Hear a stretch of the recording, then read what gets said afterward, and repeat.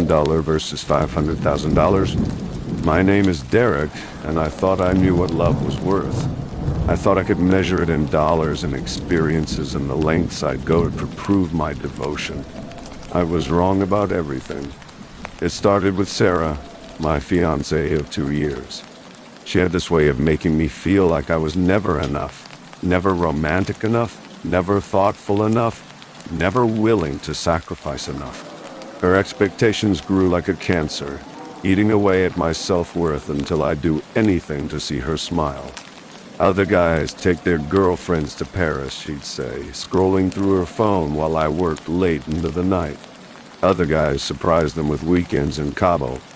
I worked 3 jobs to afford our modest apartment in Portland, Oregon. But Sarah's sister had married a tech millionaire, and suddenly our Tuesday night dinners at the local diner felt pathetic. The comparison was killing me, literally. I started having chest pains from the stress. That's when I found the ad online. Buried deep in a forum I probably shouldn't have been browsing, hidden between posts about cryptocurrency and conspiracy theories. The heading was simple: make your dreams come true, any price.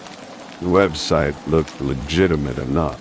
Clean design, testimonials from satisfied customers, a contact form that promised discretion.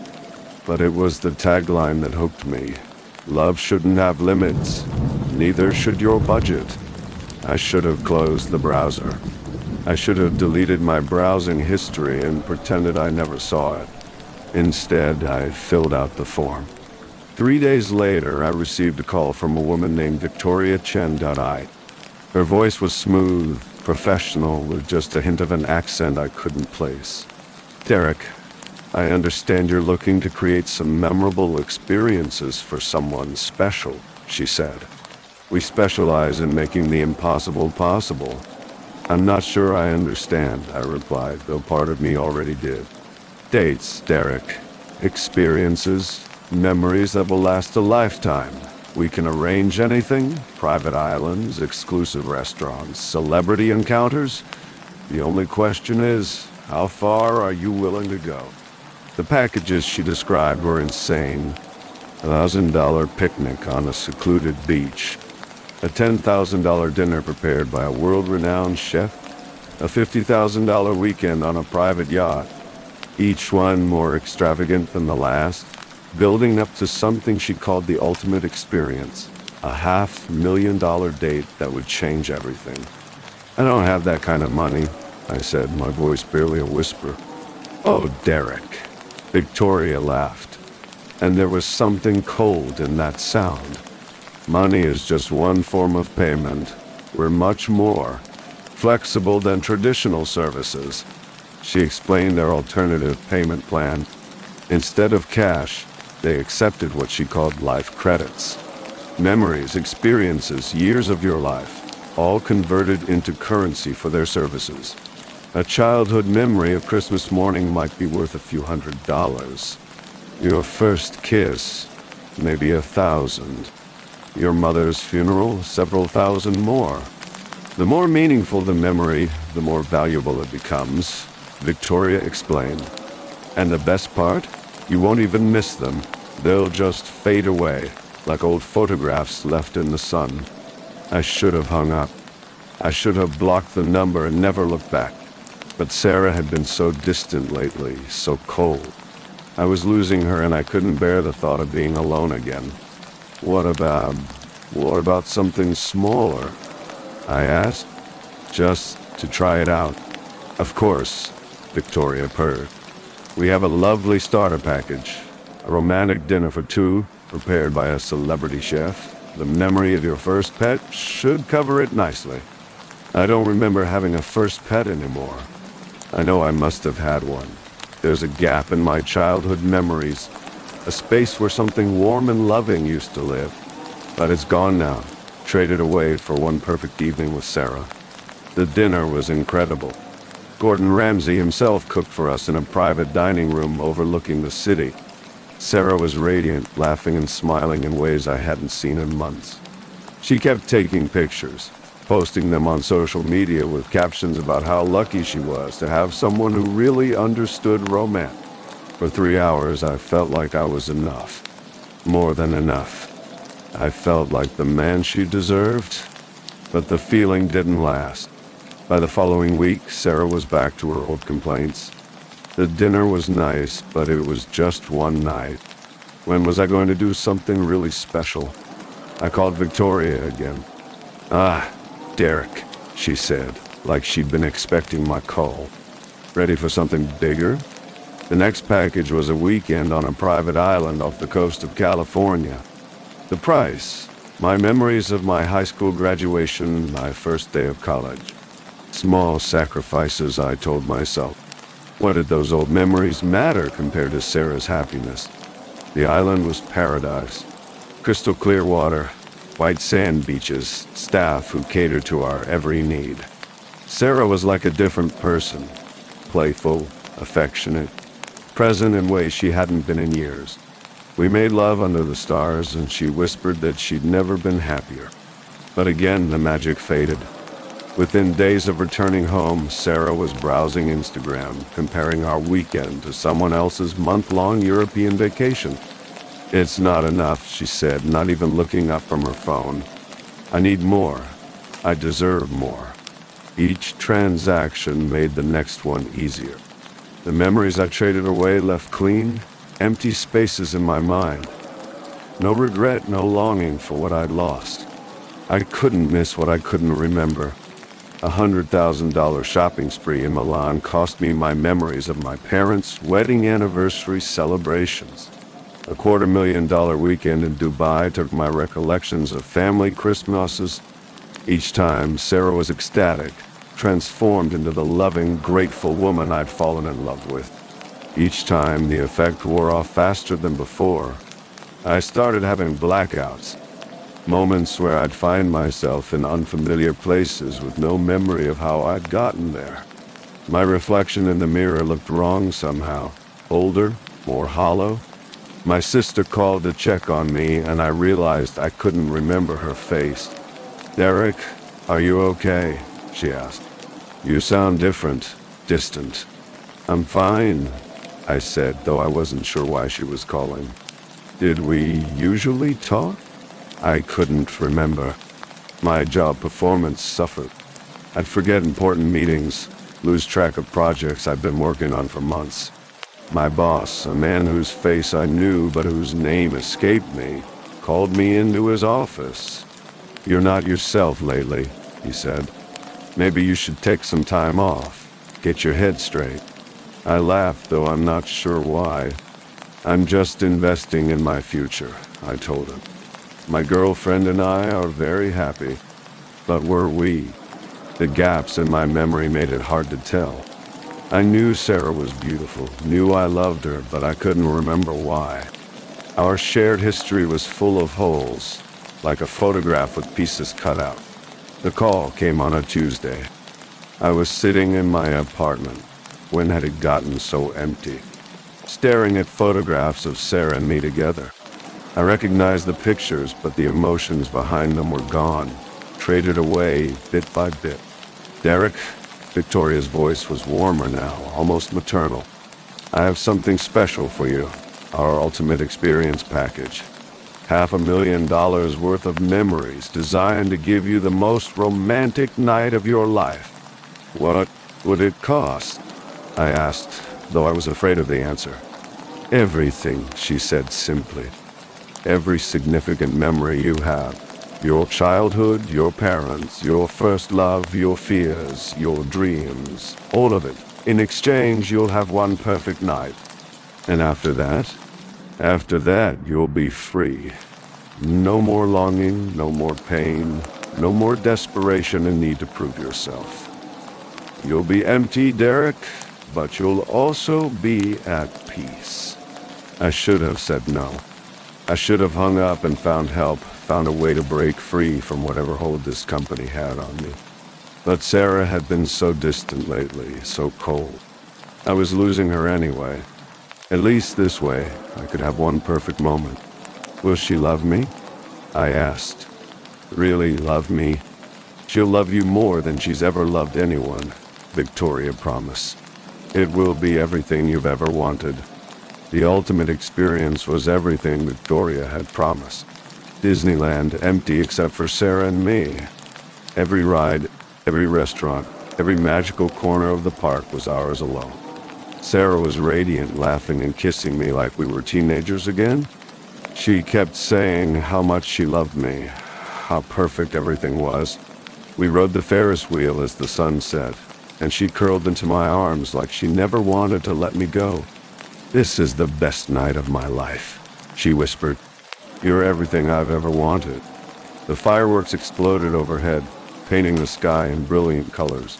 Sarah turned to me, her eyes shining with tears of joy. "Marry me," she said.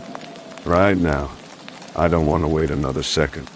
We found a chapel in downtown Anaheim, open 24 hours. The ceremony was simple, but perfect. Sarah looked like an angel in her white dress. When had she gotten a white dress? I couldn't remember, but it didn't matter. Nothing mattered except this moment. This perfect, crystalline instant of pure love. As we kissed, sealing our vows, I felt something inside me break. Or maybe it was completed.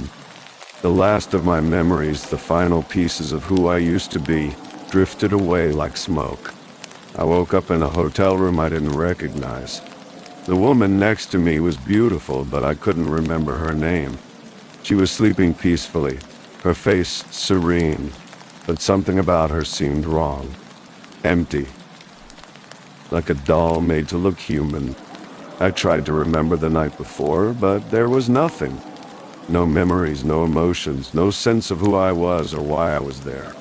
I was hollow, a shell wearing human skin. The woman stirred, opening eyes that were the color of glass.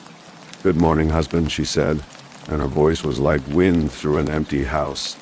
"Husband?" I repeated, confused. She held up her hand, showing me a ring I didn't remember putting there. "We were married last night. It was perfect. Everything you paid for."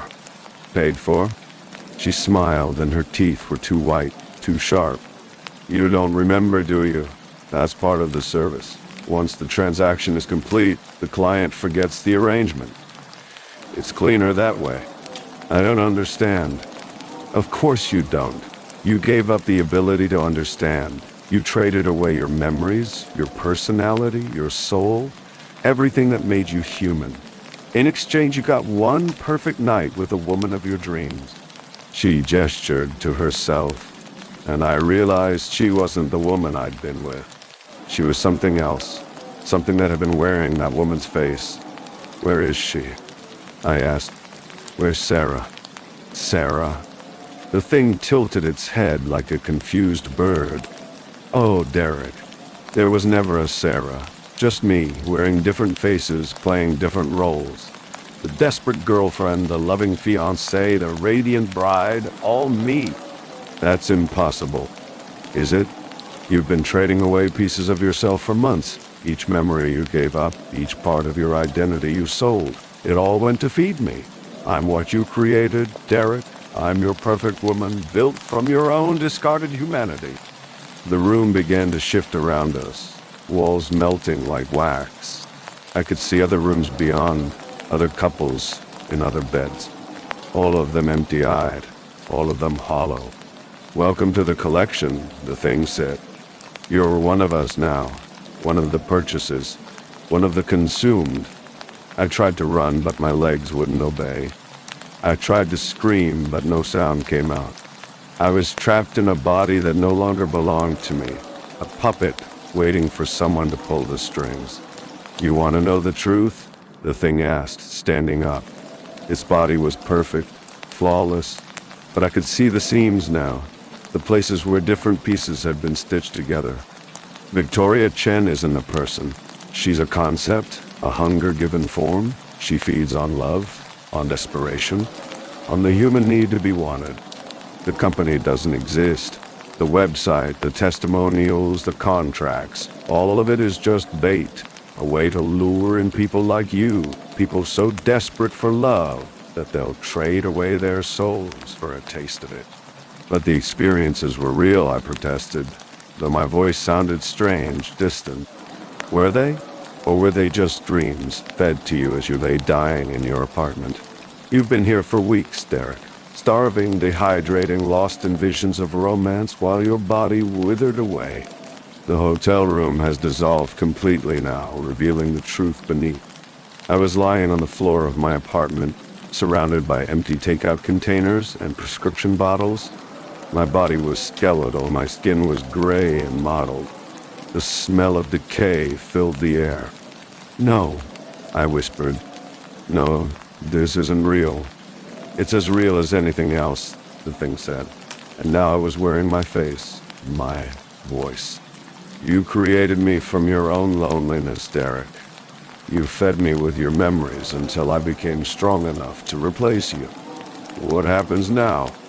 Now you fade away completely. Your body dies, your spirit dissolves, and I take your place. I'll live your life, but better. I'll have the confidence you never had, the charm you always lacked. I'll find someone new to love, someone real, and I'll be everything you never could be." The thing that wore my face stood up, stretching muscles that had once been mine. It looked in the mirror and smiled, practicing expressions I'd never been able to master. Confident, charming, worthy of love. "Thank you, Derek," it said, "for everything." I felt myself fading, the last fragments of my consciousness dissolving like sugar in water. But as I disappeared, I caught a glimpse of something else. Other figures in the apartment, other hollow shells waiting their turn. The thing that had been Sarah, the thing that had been Victoria, the things that had been everyone I'd ever interacted with during my spiral into madness. They were all the same entity, different faces of the same hungry presence. And now it was preparing to take my place in the world. The last thing I remember was the sound of my apartment door opening. The thing that looked like me stepped out into the hallway, whistling a tune I'd never learned. It was going to find someone new to love, someone real and unsuspecting. Someone who would never know that the charming, confident man who swept them off their feet was actually a hollow shell, a predator wearing human skin.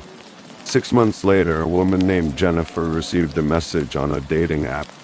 The man in the photos was handsome, well-dressed, with kind eyes and a warm smile. His name was Derek, and he seemed perfect, almost too good to be true. Their first date was magical. He took her to an expensive restaurant, told her funny stories, listened to her dreams with genuine interest. He was everything she'd been looking for in a partner. "I want to give you the world," he said as he walked her to her car. "You deserve everything beautiful." Jennifer blushed, her heart racing. "You don't have to do that," she said. "I'm happy with simple things." "Nonsense," Derek replied, his smile never wavering. "Love shouldn't have limits.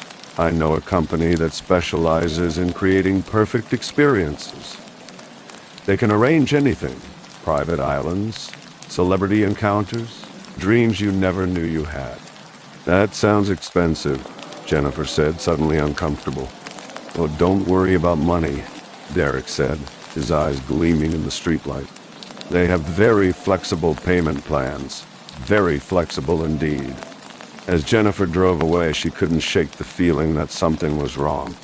The way Derek had smiled, the way his eyes had reflected the light like glass, the way his voice had sounded almost hungry. But she pushed the thought away. He was perfect after all, too perfect to be real. And somewhere in the darkness behind her, Derek watched her taillights disappear into the night, already planning their next date. Already thinking about the company he would introduce her to and the prices they would be willing to pay. The cycle would begin again.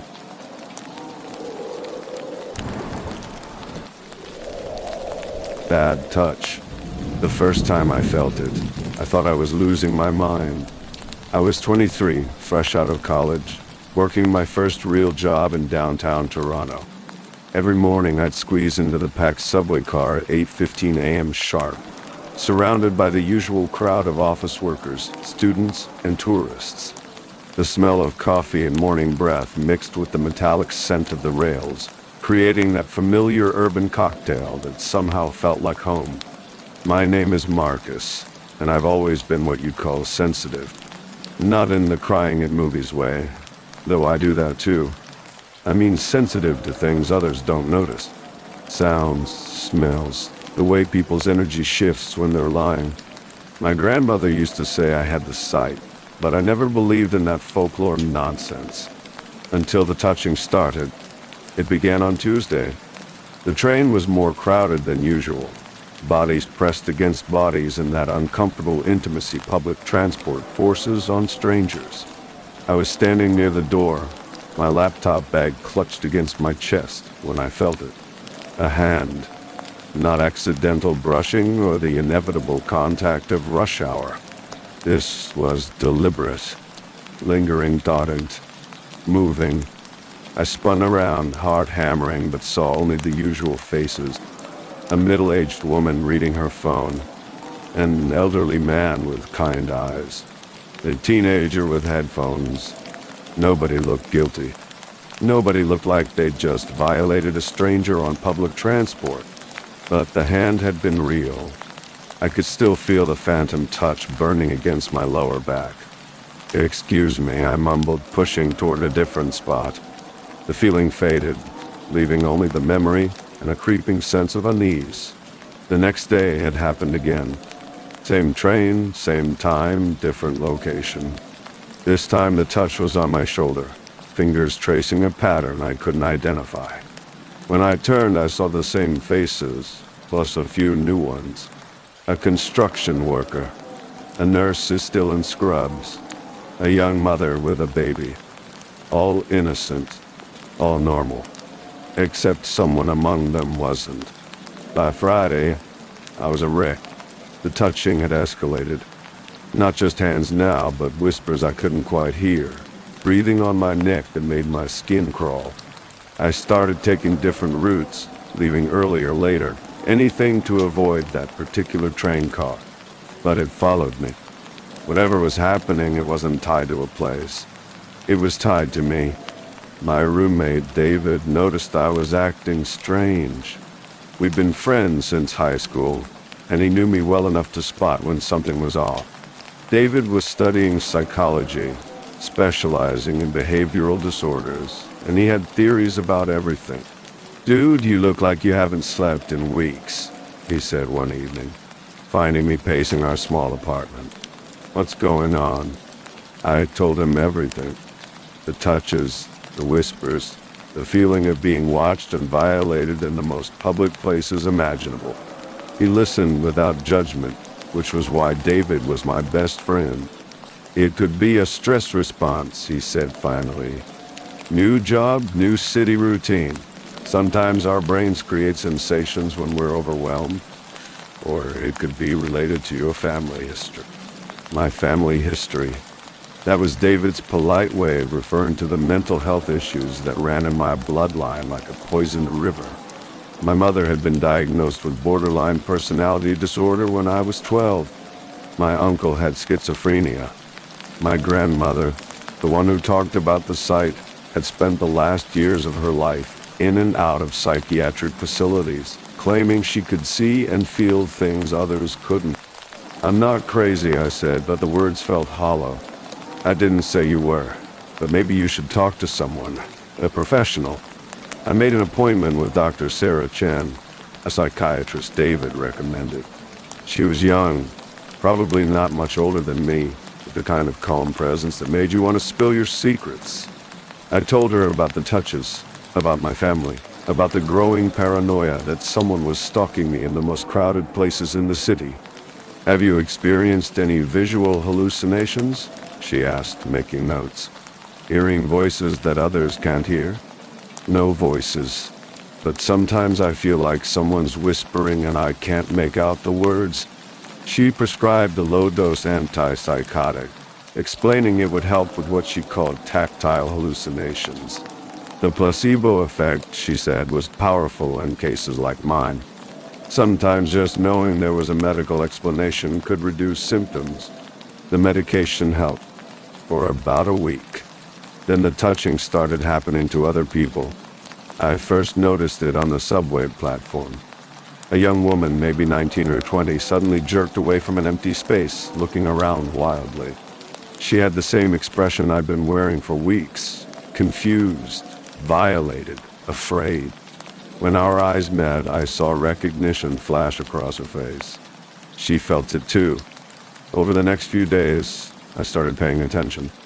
The elderly man with kind eyes from my morning commute began looking over his shoulder constantly. The nurse would flinch at nothing, her hand moving protectively to her back. The teenager with headphones started taking different cars, just like I had. Whatever was happening to me was spreading. That's when I remembered my grandmother's journals. After she died, my mother had given me a box of her belongings. Most of it was junk. Old photographs, costume jewelry, church programs, but there were also 3 leather-bound journals filled with her spidery handwriting. I'd glanced through them once and dismissed them as the ravings of a sick mind. Now, I dug them out of my closet and began to read. The first journal was mostly normal: grocery lists, complaints about neighbors, memories of her childhood. But as I read further, the entries became stranger.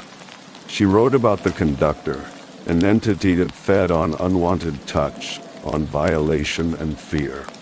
According to her notes, the Conductor wasn't bound by physical form. It could inhabit spaces, move between people, grow stronger with each person it touched. The Conductor feeds on consent withdrawn, she'd written in shaky handwriting. It takes what is not given and grows fat on the fear that follows. It passes from one to another like a disease of the spirit. Most disturbing were her attempts to fight it. She'd tried everything: prayers, crystals, sage burning, even consulting a practitioner, what she called white magic. Nothing worked for long. The Conductor would retreat, then return stronger than before. The last entry was dated a week before her final hospitalization. I understand now. The Conductor doesn't want to be stopped. It wants to be shared. Each person it touches becomes a carrier, spreading it to others. I have given it to my daughter, and she will give it to her son, and so it will continue. I am not sick. I am chosen. We are all chosen. We are all chosen. We are all... I dropped the journal, my hands shaking. If my grandmother was right, then I hadn't developed a mental illness.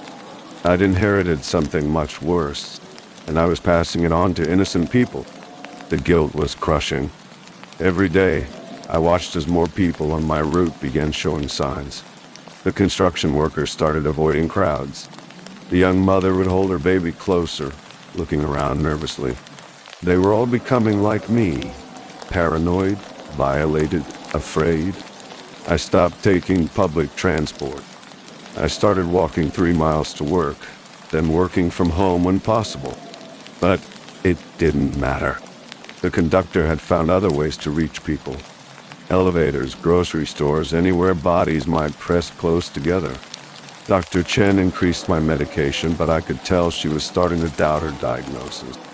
The rational explanations were falling apart. How could hallucinations spread to other people? How could a stress response jump from person to person like a virus? I want to try something different, she said during our 4th session. There are some experimental treatments that might help, but I was beyond help. I could feel the Conductor growing stronger, could sense its satisfaction as it claimed more victims. It whispered to me now, not words but emotions. Hunger, Dutch. Pleasure. The joy of taking what wasn't offered. That's when I met Elena.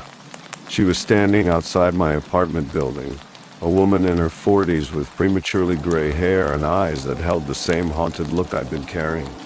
She knew things about me, about my grandmother, about the Conductor. She'd been tracking families like mine for 20 years. Your grandmother wasn't the first, she said. This thing, this entity, it's been moving through bloodlines for generations. But it's not unstoppable. Elena claimed to be what she called a cleansed practitioner. someone who specialized in removing spiritual parasites. She'd studied under masters in various traditions, learning techniques that combined psychology with what some might call magic, though she preferred energy work. The conductor is real, she explained as we sat in my kitchen. But it's not supernatural in the way your grandmother thought. It's more like a psychological virus, a pattern of behavior and belief that spreads through trauma and passes down through families. It feeds on fear and violation, growing stronger each time it successfully traumatizes someone. So how do we stop it? By breaking the pattern, by refusing to feed it what it wants. Elena's method was complex, involving meditation, visualization, and what she called protective boundaries. She taught me to recognize when the conductor was active, to shield myself and others from its influence. Most importantly, she taught me about the nocebo effect, how belief in harm could make that harm real. Your grandmother believed she was cursed, so she was. You believed you were mentally ill, so you became ill. The conductor feeds on these beliefs, uses them to spread. The process took months. Elena worked with me weekly, teaching me techniques to recognize and deflect the conductor's influence. We tracked down other affected people, forming a small support group. The young woman from the subway platform, the construction worker, even the elderly man with kind eyes.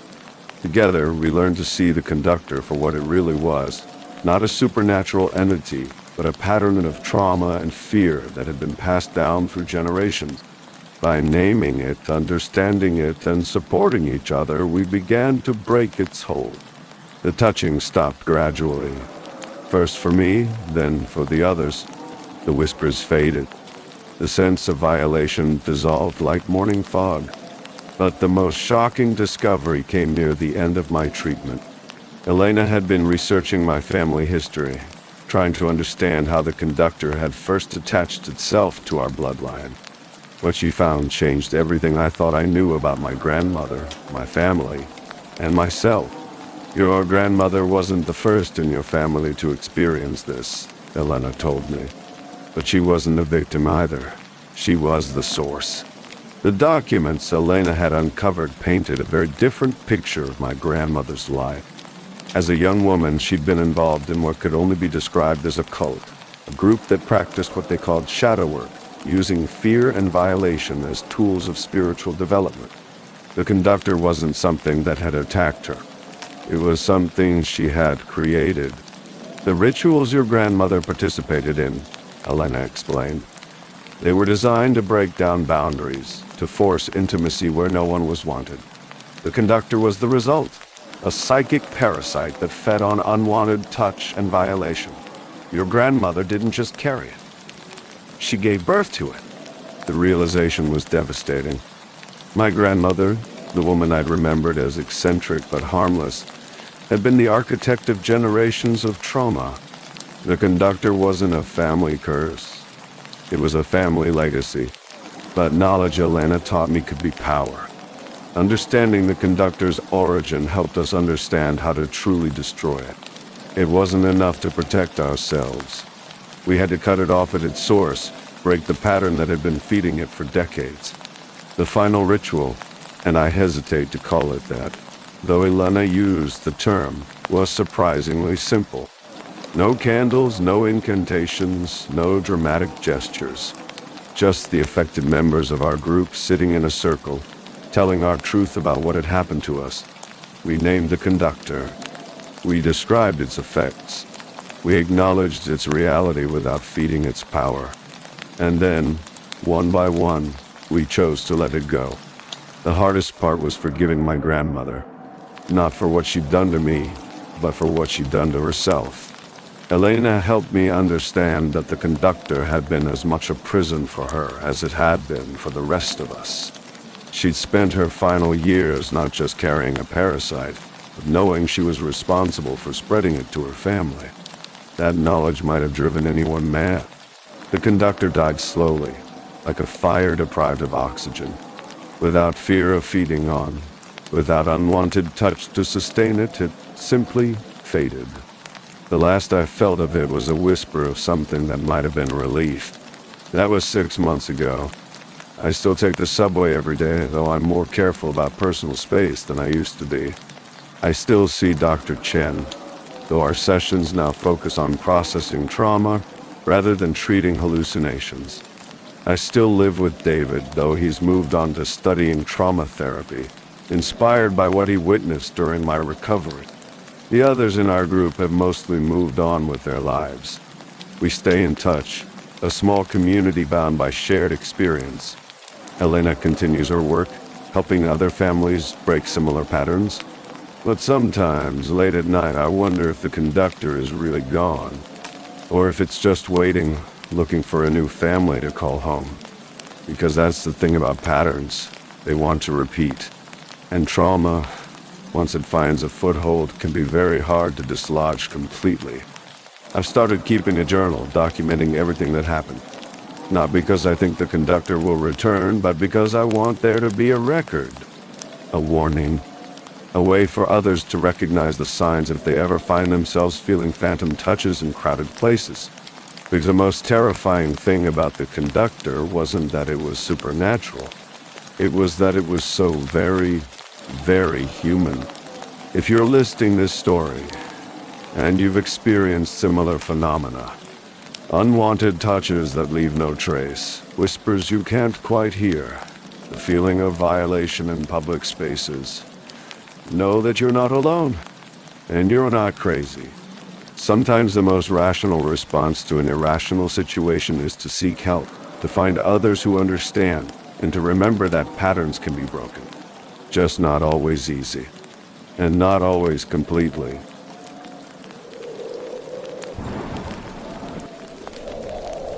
Broken reflections. I never believed in curses until I married into a Blackwood family. My name is Sarah, and this is the story of how I discovered that some secrets are buried so deep they become alive. It started 3 months after my wedding to Marcus Blackwood in the small town of Milbrook, Canada. The Blackwood mansion sat on the edge of town like a wounded animal, its Victorian architecture casting long shadows that seemed to move even when the sun stood still. Marcus had inherited it from his grandmother, along with her collection of antique mirrors. She was obsessed with them, Marcus told me on our first night in the house, his voice echoing through the empty hallways. Said they showed her things that hadn't happened yet. I laughed it off then. I wish I hadn't. The first sign something was wrong came during our honeymoon period. Marcus would wake up screaming, clawing at his chest like something was eating him from the inside.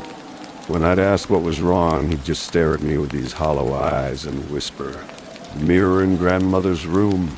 It's watching us." I thought it was stress. New marriage, new house, new responsibilities. But then I started seeing things too.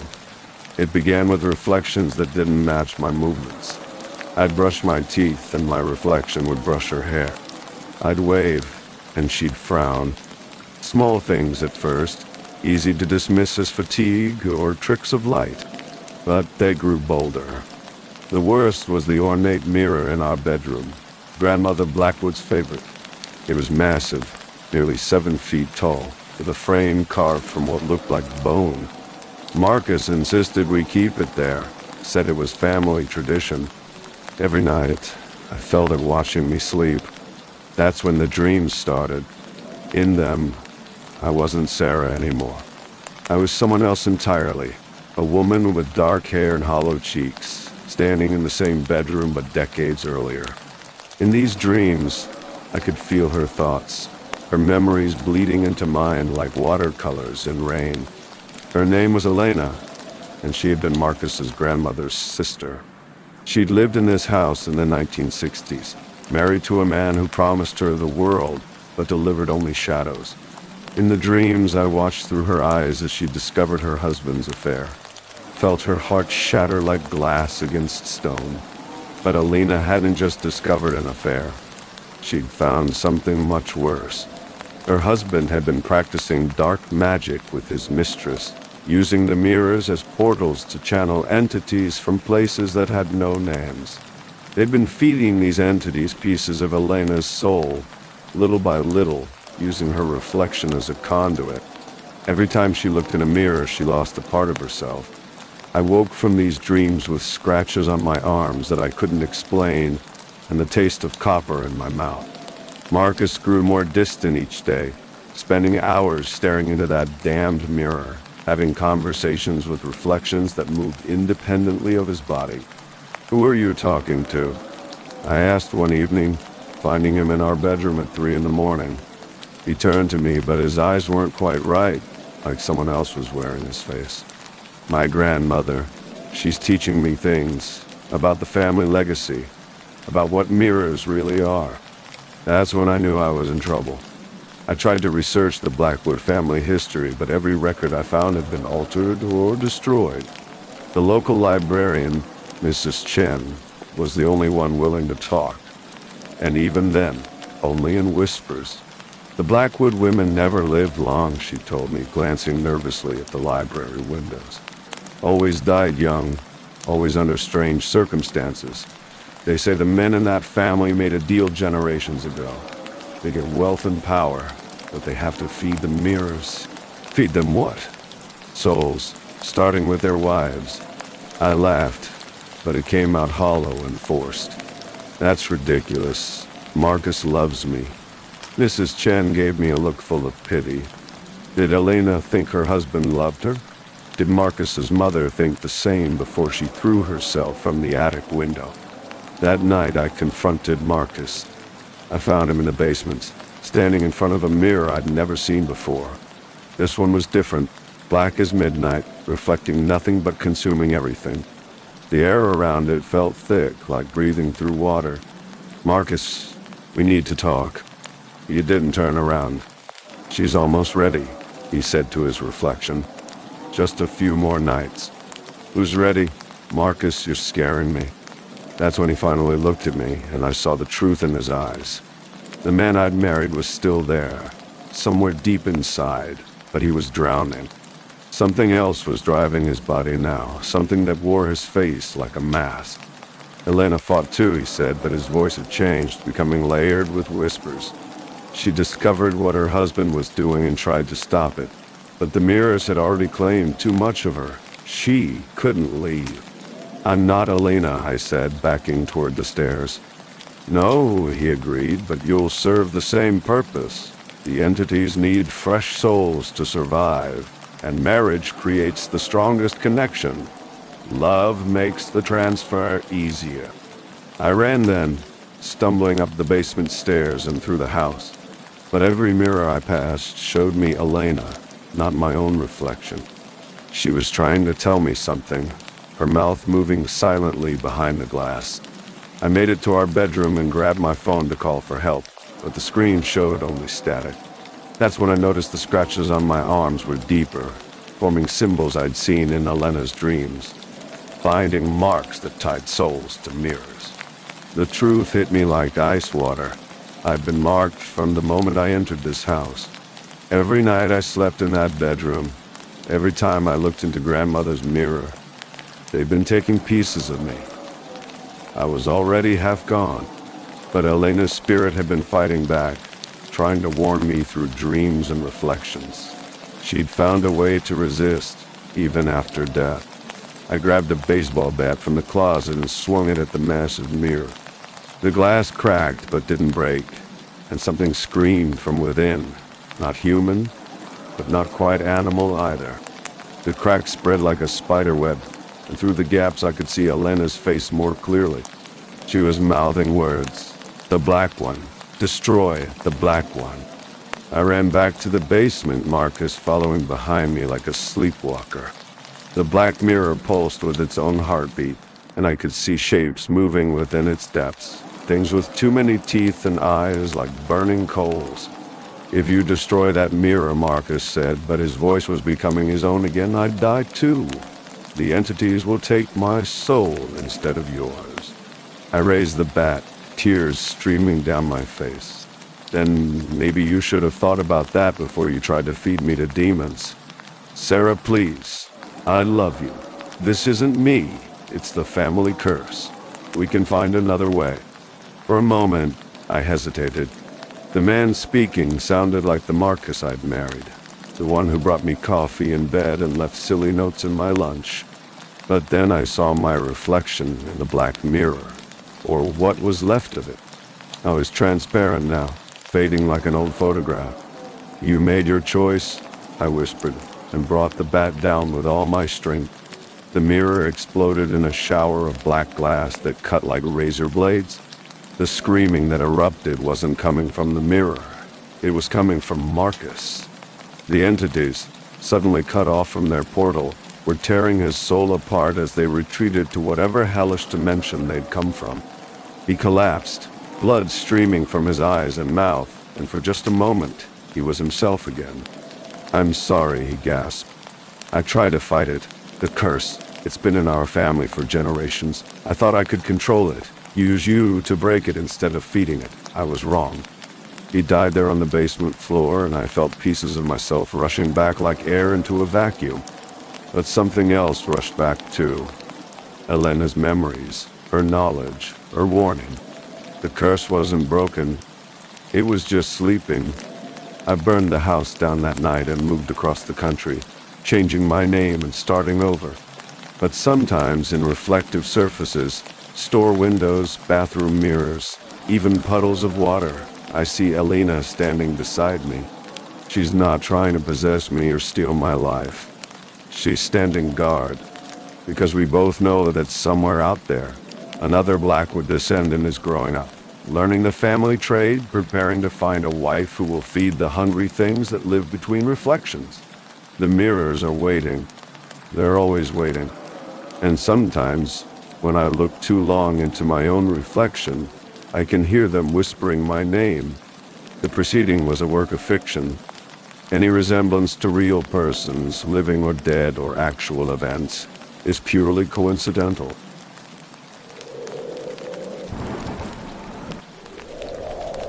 Makeup artist crossing all limits for fame and attention. I should have known something was wrong when Isabella Moreau agreed to do my wedding makeup for free. My name is Emma, and I was 24 when I moved to New Orleans for my fiancé's job. The city felt alive in ways that both thrilled and unsettled me, the way shadows danced differently here, how whispers seemed to carry on the humid air, how even the most ordinary places held secrets behind their colorful facades. Isabella ran the most sought-after beauty salon in the French Quarter. Her Instagram had over 2 million followers, and brides paid upwards of $3,000 for her services. When she reached out personally offering to do my makeup in exchange for featuring my wedding in her social media content, I thought I'd won the lottery. I should have asked myself why someone so successful needed free content. The first red flag came during our initial consultation. Isabella's salon occupied a narrow Creole townhouse, its walls lined with antique mirrors and vintage cosmetics. The air smelled of rosewater and something else, something metallic and sweet that made my stomach turn. "You have such beautiful bone structure," Isabella said, circling me like a predator studying prey. Her fingers traced my jawline without asking permission, her touch cold despite the Louisiana heat. Perfect canvas for my art. She was in her 40s, with silver-streaked black hair and eyes the color of old pennies. Beautiful in an otherworldly way that made you forget to blink. Her accent carried hints of French and something else, something older. "I'll need complete creative control," she continued, her fingers now measuring the distance between my features with calipers I hadn't seen her pick up. "You trust me, yes? I know what's best for faces like yours." I nodded, mesmerized by her confidence. Later I would realize that this was the moment I signed away more than just creative control. The makeup trial was scheduled for a week before my wedding. I arrived at the salon alone. Isabella had insisted that bringing friends or family would disrupt the artistic process. The space felt different in the late afternoon light, shadows stretching longer than they should have. "Sit," Isabella commanded, gesturing to an ornate chair positioned in front of a three-way mirror. The chair was old, its upholstery worn thin by countless bodies. As I settled into it, I noticed dark stains on the armrest that looked suspiciously like dried blood. Previous client had a nosebleed, Isabella explained before I could ask. Her smile didn't reach her eyes. She began with foundation, but not the kind I expected. Instead of modern cosmetics, she pulled out glass bottles filled with powders and creams that looked handmade. The labels were written in a language I didn't recognize. Family recipes, she explained, noticing my hesitation. Passed down through generations, much more effective than store-bought products.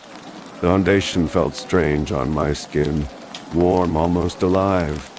As Isabella worked, she muttered under her breath in what sounded like a mixture of French and something much older.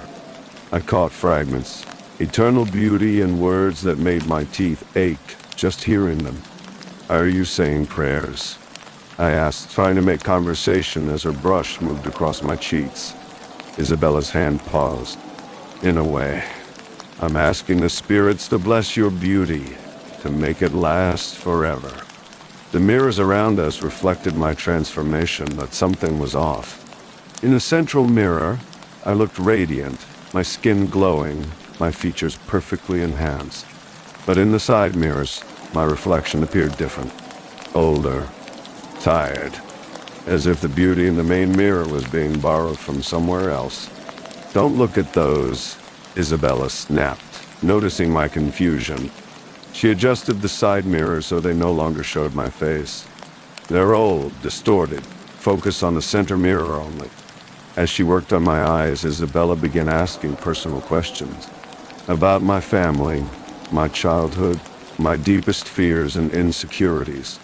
Her voice had a hypnotic quality that made me want to answer, to share secrets I'd never told anyone. My grandmother always said I was too plain. I found myself confessing as Isabella applied eyeshadow with brushes that looked like they were made from real animal hair. She used to say pretty girls got everything in life, and girls like me had to work twice as hard. "Wise woman," Isabella murmured. "Beauty is power, but power always comes with a price." The session lasted 3 hours. When Isabella finally turned the chair around to face the main mirror, I gasped. The woman looking back at me was stunning, not just enhanced, but transformed. My plain features had been sculpted into something ethereal, otherworldly. I looked like a completely different person. "Amazing," I breathed. "Oh, this is nothing," Isabella said, her reflection smiling behind me. "Wait until you see what I can do on your wedding day." I left the salon in a daze, catching glimpses of my reflection in shop windows and feeling like I was living someone else's life. The makeup felt different from anything I'd worn before.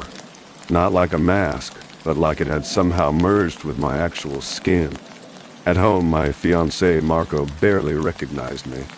"You look incredible," he said, but there was something uncertain in his voice. Almost too incredible, like you're not really you. I laughed it off, but his words stuck to me. That night I tried to wash off the makeup, but it wouldn't come off completely. No matter how hard I scrubbed, my skin retained an unnatural glow. My features remained subtly altered.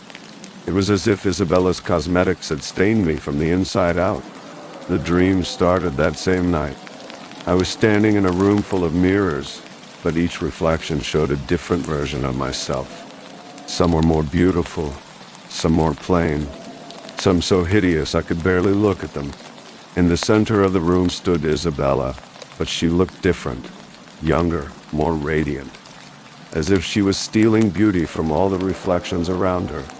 "Every face tells a story," Dream Isabella said, "and I collect the prettiest stories for myself." I woke up screaming.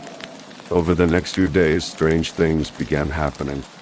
Friends and strangers alike couldn't stop commenting on how different I looked, but they couldn't put their finger on what had changed. My mother called, worried because she'd seen my trial photos on Isabella's Instagram and didn't recognize her own daughter. "Honey, are you sure about this makeup artist?" she asked.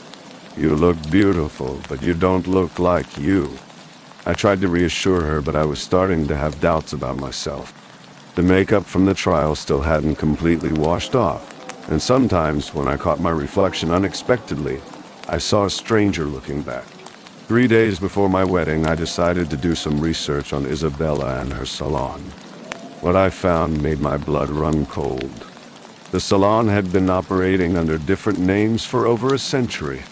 The building's history was steeped in dark rumors, stories of women who went in beautiful and came out changed, or sometimes didn't come out at all. There were newspaper clippings from the 1920s about a beauty witch who promised eternal glamour to desperate women. Missing person reports from the 1950s describing brides who vanished after visiting a certain makeup artist in the quarter. But the most disturbing were the recent reviews hidden deep in forums and complaint sites. Dozens of women describing experiences similar to mine. Makeup that wouldn't wash off. Reflections that didn't match reality. Dreams of being trapped in rooms full of mirrors. One review, posted just 6 months earlier, made me physically sick. Isabella Moreau stole my face. I don't know how else to explain it. After my wedding makeup session, I started aging rapidly while she looked younger every time I saw her. My husband says I'm being paranoid, but I know what I know. She's collecting our beauty, storing it somehow. My wedding photos show a stranger wearing my dress. I tried to report her, but who would believe such a crazy story? The review was signed Sarah M. and included photos. The woman in the before shots was radiant, glowing with youthful beauty. The after photos showed someone who looked decades older, hollow-eyed and gaunt. I tried calling the number associated with the review, but it had been disconnected. That night, I attempted to cancel my appointment with Isabella. When I called the salon, she answered on the first ring, as if she'd been waiting. Having second thoughts, dear. Her voice carried an amused undertone that chilled me. I've decided to go with someone else, I said, trying to keep my voice steady. Isabella's laugh was like a breaking glass. Oh, but that's impossible. We have a contract, remember? You signed it at the consultation. I had signed something. A simple release form for photography, or so I thought. But now I can't remember the exact wording. Besides, Isabella continued, your face has already begun the transformation. To stop now would be unwise. Trust me, darling. You want to see how beautiful you can become. She hung up before I could respond. I pulled out the paperwork from our consultation, and my hands began shaking as I read the fine print. Hidden among the standard photography releases was language I didn't remember seeing before. Client agrees to participate fully in the beauty enhancement process and acknowledges that said process may result in permanent physical and spiritual alteration. How had I missed that? How had I signed something so obviously sinister? The answer came to me as I stared at my signature. It didn't look like my handwriting. 2 days before my wedding, I woke up to find my reflection had changed again. The woman in my bathroom mirror was stunning, but she was definitely not me. My eyes were larger, more luminous. My cheekbones were higher, more defined. My lips were fuller, my skin porcelain perfect. I looked like a porcelain doll brought to life. Marco was supposed to return from his bachelor trip that morning, but when he walked into our apartment, he didn't recognize me. Literally. He looked right through me as if I were a stranger. Excuse me, he said politely. I think you have the wrong apartment. Marco, it's me. It's Emma. He stared at me for a long moment, his expression shifting from confusion to horror. Emma, what? What happened to you? I tried to explain, but how do you tell someone that a makeup artist has been stealing your identity, your very essence, piece by piece? Marco listened with a growing alarm, but I could see doubt creeping into his eyes. Maybe we should postpone the wedding, he said finally. Get you some help. That night, I had the most vivid dream yet. I was in Isabella's salon, but it was different, older, more Victorian. The walls were lined with photographs of women, all beautiful, all with my exact face. Isabella moved between them like a curator in a museum, Each one gave me a piece of themselves, she explained to someone I couldn't see. A little beauty here, a little youth there. The trick is taking just enough that they don't notice until it's too late. She paused at a mirror, and I saw her reflection. But it wasn't her face looking back. It was mine, my original face, the one I'd been born with. This one is almost ready for harvest, she said, touching my reflection. One more session and the transfer will be complete. I woke up knowing I had to stop her somehow. The morning of my wedding, I didn't go to Isabella's salon. Instead, I went to see Marie Boudreau, an elderly Creole woman my research had led me to. Marie lived in a shotgun house in the Bywater, and her front yard was filled with protective symbols and herb gardens that seemed to watch you as you approached. You got yourself mixed up with that beauty thief, Marie said before I even introduced myself. Her eyes were milky with cataracts, but she saw more than most people with perfect vision. I can smell her work on you. Marie explained that Isabella was what local folklore called a beauty collector, a practitioner of dark magic who sustained herself by stealing the physical essence of other women. The process took time, multiple sessions, allowing the victim to become comfortable with small changes before the final, complete theft. She has been doing this for over 100 years, Marie said, brewing a tea that smelled like graveyard dirt and hope. Every few decades, she takes a new identity, starts fresh. Last time I seen her, she was calling herself Marie Dupuis. Before that, Celeste Thibodeau. How do I stop her? Marie's expression was grim. The transfer, it ain't complete yet. You still got most of yourself, but she is going to try to finish it today, with or without you there. That contract you signed, it's binding in more ways than one. She handed me a small cloth bag filled with herbs and what looked like bone dust. Keep this with you. When she tries to take the rest, you fight back. Look in her true mirror, not the one she wants you to see. The truth is always in the old glass. I made it to Isabella's salon just as she was setting up for what she clearly expected to be our appointment. She looked surprised to see me, then pleased in a way that made my skin crawl. There's my beautiful bride, she purred. Ready for your final transformation? The salon looked different in the late morning light. The mirrors that had been turned away during my trial were now positioned to surround the chair, each one showing a slightly different reflection. I could see versions of myself getting progressively more beautiful and more empty as my gaze moved from glass to glass. I know what you are, I said, gripping Marie's charm bag. Isabella's smile widened. Do you? And what might that be? A thief. You steal women's faces, their beauty, their identities. Steal? Isabella looked genuinely offended. I prefer collect. I'm preserving beauty that would otherwise fade with time.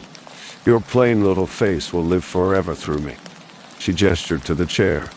Now sit. We have work to finish. No. The word hung in the air between us. Isabella's expression shifted, her beauty becoming something terrible and predatory. You signed a contract, dear. You can't break what's already binding. But I was looking past her, at an antique mirror in the corner.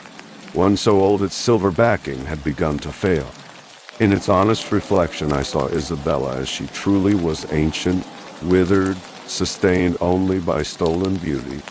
Around her shoulders hung faces like ghostly scarves, dozens of women's identities collected over decades.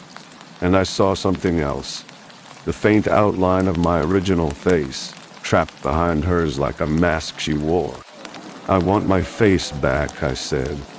Isabella laughed, but there was uncertainty in it now. It's already mine. Look around you. All these mirrors show the truth. You're becoming more beautiful with each moment. But I kept staring at the old mirror, and what I saw there gave me strength. My reflection was changing, yes, but it was changing back. The borrowed beauty was fading, revealing the plain but honest face I'd been born with. Those aren't truth mirrors, I said, understanding flooding through me. They're lies, reflections of what you want people to see, what you want them to become. But this old one doesn't lie. Isabella spun to look at the antique mirror, and for the first time I saw fear in her ancient eyes. In the honest glass, her stolen beauty was wavering, the faces of her victims beginning to separate from her like layers of paint peeling away. "No," she whispered.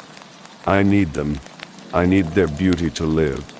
The mirrors around the room began cracking one by one as if the truth was too much for their fabricated reflections to bear. As each one shattered, I felt pieces of myself returning, not the enhanced beauty Isabella had painted on me, but my authentic self. Isabella aged rapidly as her stolen collection fell away. In moments, she transformed from an ethereal beauty into something ancient and desiccated, her skin like an old parchment, her hair turning white and brittle. "You don't understand," she gasped, reaching for me with hands that had become claws. "Without beauty, I'm nothing. I am nothing." "Then maybe it's time to be nothing," I said. The last mirror, the truthful one, showed Isabella collapsing into dust, her stolen centuries finally catching up with her. The faces that had hung around her like trophies dissipated into the air, returning to whatever afterlife they'd been denied. I left the salon looking exactly like myself. Plain, unremarkable Emma who would never stop traffic but who belonged entirely to herself. My wedding was postponed, not because Marco didn't recognize me, but because I needed time to recover from what I'd experienced. Some trauma, I learned, takes time to heal from, even when you win. But sometimes, late at night, I catch my reflection in old mirrors and wonder if Isabella is truly gone, or if she's simply waiting for another face to collect. Because that's the thing about beauty. Someone is always willing to pay any price for it. And some prices are higher than you ever imagined. The salon in the French Quarter stands empty now, its windows boarded up. But sometimes, people report seeing lights on the upper floors, and shadows moving behind the old glass. They say beauty is in the eye of the beholder. They never mention that sometimes the beholder refuses to give it back. If you've ever felt like you're losing yourself in the pursuit of beauty, remember that your authentic self is worth more than any mask. Some transformations can't be undone, and some prices are too high to pay. But if you ever find yourself in an old beauty salon, surrounded by mirrors that show you different versions of yourself, ask one simple question: which reflection is telling the truth? Your life might depend on knowing the answer.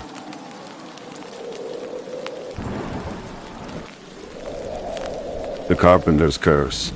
The first time I saw James working in my backyard, I thought he was just another handyman. I was wrong. Dead wrong.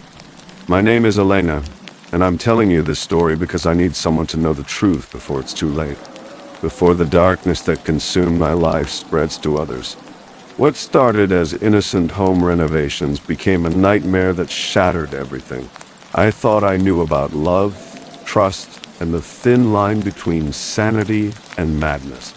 It was March in suburban Denver when my husband David hired James to build our new deck. David worked long hours at his accounting firm, leaving me alone in our quiet neighborhood most days. I didn't mind the solitude then. I had my routine, my small comforts, and what I thought was a stable marriage. James arrived on a Tuesday morning. His truck was loaded with lumber and tools. He was younger than David by maybe 10 years, with calloused hands and an easy smile that made me feel noticed in a way I hadn't experienced in years. When he complimented me on my coffee and asked about the flowers I'd planted, something stirred inside me that I'd forgotten existed. "You have beautiful taste, Elena," he said, his dark eyes holding mine a moment longer than appropriate. "Your husband's lucky to have someone who cares so much about making a home perfect." David never noticed my flowers. He barely noticed me anymore. The work progressed slowly. James claimed the wood needed special treatment, that rushing would compromise the deck's integrity. I didn't question it. I enjoyed our conversations during his breaks. The way he listened when I talked about my abandoned dreams of interior design, and how he made me feel interested again. "You're wasted here," he told me one afternoon, his shirt damp with sweat as we sat on my porch steps. "Someone with your eye for beauty, your intelligence. You should be creating, not just maintaining." His words were like water to a drought I didn't know I was experiencing. Weeks turned into a month, then 2. The deck remained unfinished, but I found myself looking forward to James's arrival each morning. He brought me small gifts, wildflowers picked from construction sites, a smooth stone he claimed reminded him of my eyes, a carved wooden bird he'd whittled during lunch breaks. "I made this for you," he'd say, pressing each token into my palm, "because you deserve beautiful things." David's gifts, when they came at all, were practical. A new vacuum for my birthday, a cooking pot set for Christmas. James gave me poetry carved in wood, beauty crafted by hands that trembled slightly when they touched mine. The physical attraction built slowly, like a fever. Accidental brushes of fingers when I handed him lemonade, his hand steadying me when I stumbled on loose boards, the way he looked at me when he thought I wasn't watching. Hunger mixed with something that felt like worship. "Your husband doesn't see you," he whispered one afternoon when David was away on business. We were standing close, too close, in the shade of the unfinished deck. "But I see everything. Your strength, your beauty, the way you light up when you're happy. You're magnificent, Elena." No one had called me magnificent in 15 years of marriage. The first kiss happened during a thunderstorm. James had rushed inside when the rain started, and we found ourselves alone in my kitchen, lightning illuminating the tension that had been building for months. When his lips met mine, it felt like awakening from a long, dreamless sleep. What followed was 3 months of stolen moments and whispered promises. James would arrive early before David left for work, just to see me. He'd text me poetry, call me during his lunch breaks, make me feel alive in ways I'd forgotten were possible. "Leave him," James urged one evening as we lay entwined on the guest room bed. "We could be happy, Elena. I'm really happy. You and me, somewhere far from here, starting fresh." But leaving seemed impossible. David and I owned the house together. We had shared accounts, shared friends, a shared life built over 15 years. The practicalities felt insurmountable, even as my heart yearned to escape. That's when James suggested another solution. "What if David wasn't in the picture?" he asked one night, his voice strange in the darkness. "What if something happened to him? An accident, maybe. These things occur." I should have been horrified. Everything should have ended right then. Instead, I found myself listening as James outlined scenarios, workplace accidents, car crashes, household mishaps that claimed lives every day. "People die, Elena," he said, his fingers tracing patterns on my bare shoulder. "And widows inherit everything. House, insurance money, freedom. We could be together without anyone questioning it." The seed of that terrible idea took root in soil made fertile by months of resentment and newfound passion. David had become an obstacle to my happiness, a chain binding me to a life that felt increasingly like a prison. James had connections, he claimed, people who could make things happen cleanly, quietly. But as we discussed the details, he suggested something more subtle. "Poison," he said one night, producing a small vial of clear liquid. "Ricin, extracted from castor beans. Tasteless, odorless, causes symptoms that look like natural illness, organ failure, heart problems. By the time doctors figure out what happened, it's too late to trace the source." The vial felt impossibly heavy in my palm, like it contained the weight of my soul. "Where did you get this?" I whispered. James smiled, but it wasn't the warm expression I'd grown to love. This smile was cold, calculated. "I have many talents, Elena. Some you're better off not knowing about." For the first time since our affair began, I felt afraid of him. "I can't. I said, trying to hand the vial back. This isn't right. This is murder. This is freedom, James countered, his hands covering mine, trapping the poison between our palms. David doesn't love you, Elena. He takes you for granted, ignores your needs, treats you like a housekeeper instead of a wife. You deserve so much more. His words echoed thoughts I'd harbored for years, giving voice to resentments I'd buried under the routine of marriage. Maybe David deserved what was coming. Maybe this was justice, not murder. Maybe I was finally going insane. That weekend, while David played golf, I discovered something that changed everything. Hidden in James' toolbox was a small cloth doll, crudely sewn but unmistakably representing David. Pins protruded from its chest and head, and dark stains that looked like blood dotted the fabric. "What is this?" I demanded when James arrived Monday morning. His expression didn't change, but something shifted in his eyes. "Insurance," he said simply. "Old traditions have power, Elena. The poison might work, might not. But the doll guarantees success. You're talking about voodoo, witchcraft. I'm talking about getting what we want." James stepped closer, his presence suddenly oppressive. "Some people call it black magic. I call it taking control of our destiny." The rational part of my mind screamed warnings, but rationality had abandoned me months ago. I was too deep in the web of desire and deception to think clearly. James had become my drug, and like any addict, I would do anything for my next fix. David returned from his business trip on a Thursday, tired and distant as always. He barely acknowledged my greeting, muttering about deadlines and difficult clients before disappearing into his home office. Perfect. I prepared his favorite dinner: steak, mashed potatoes, green beans. The ricin went into the potatoes, measured carefully according to James' instructions. 3 drops. Enough to cause organ failure within 24 hours, but slow enough to seem like a natural illness. "This is delicious," David said, actually smiling at me across our dining room table. "Thank you for making an effort. I know I've been distracted lately with work." Guilt crashed over me like a wave. This man, whatever his faults, had never hurt me, never betrayed me, never plotted my death while sharing my bed. He was simply ordinary, unexciting, human. But it was too late. He'd already eaten half the potatoes. David's symptoms started around midnight. Nausea, abdominal pain, difficulty breathing. I held his hand in the emergency room, playing with the concerned wife, while knowing exactly what was happening inside his body. Food poisoning, the doctor concluded after initial tests. Probably something bacterial.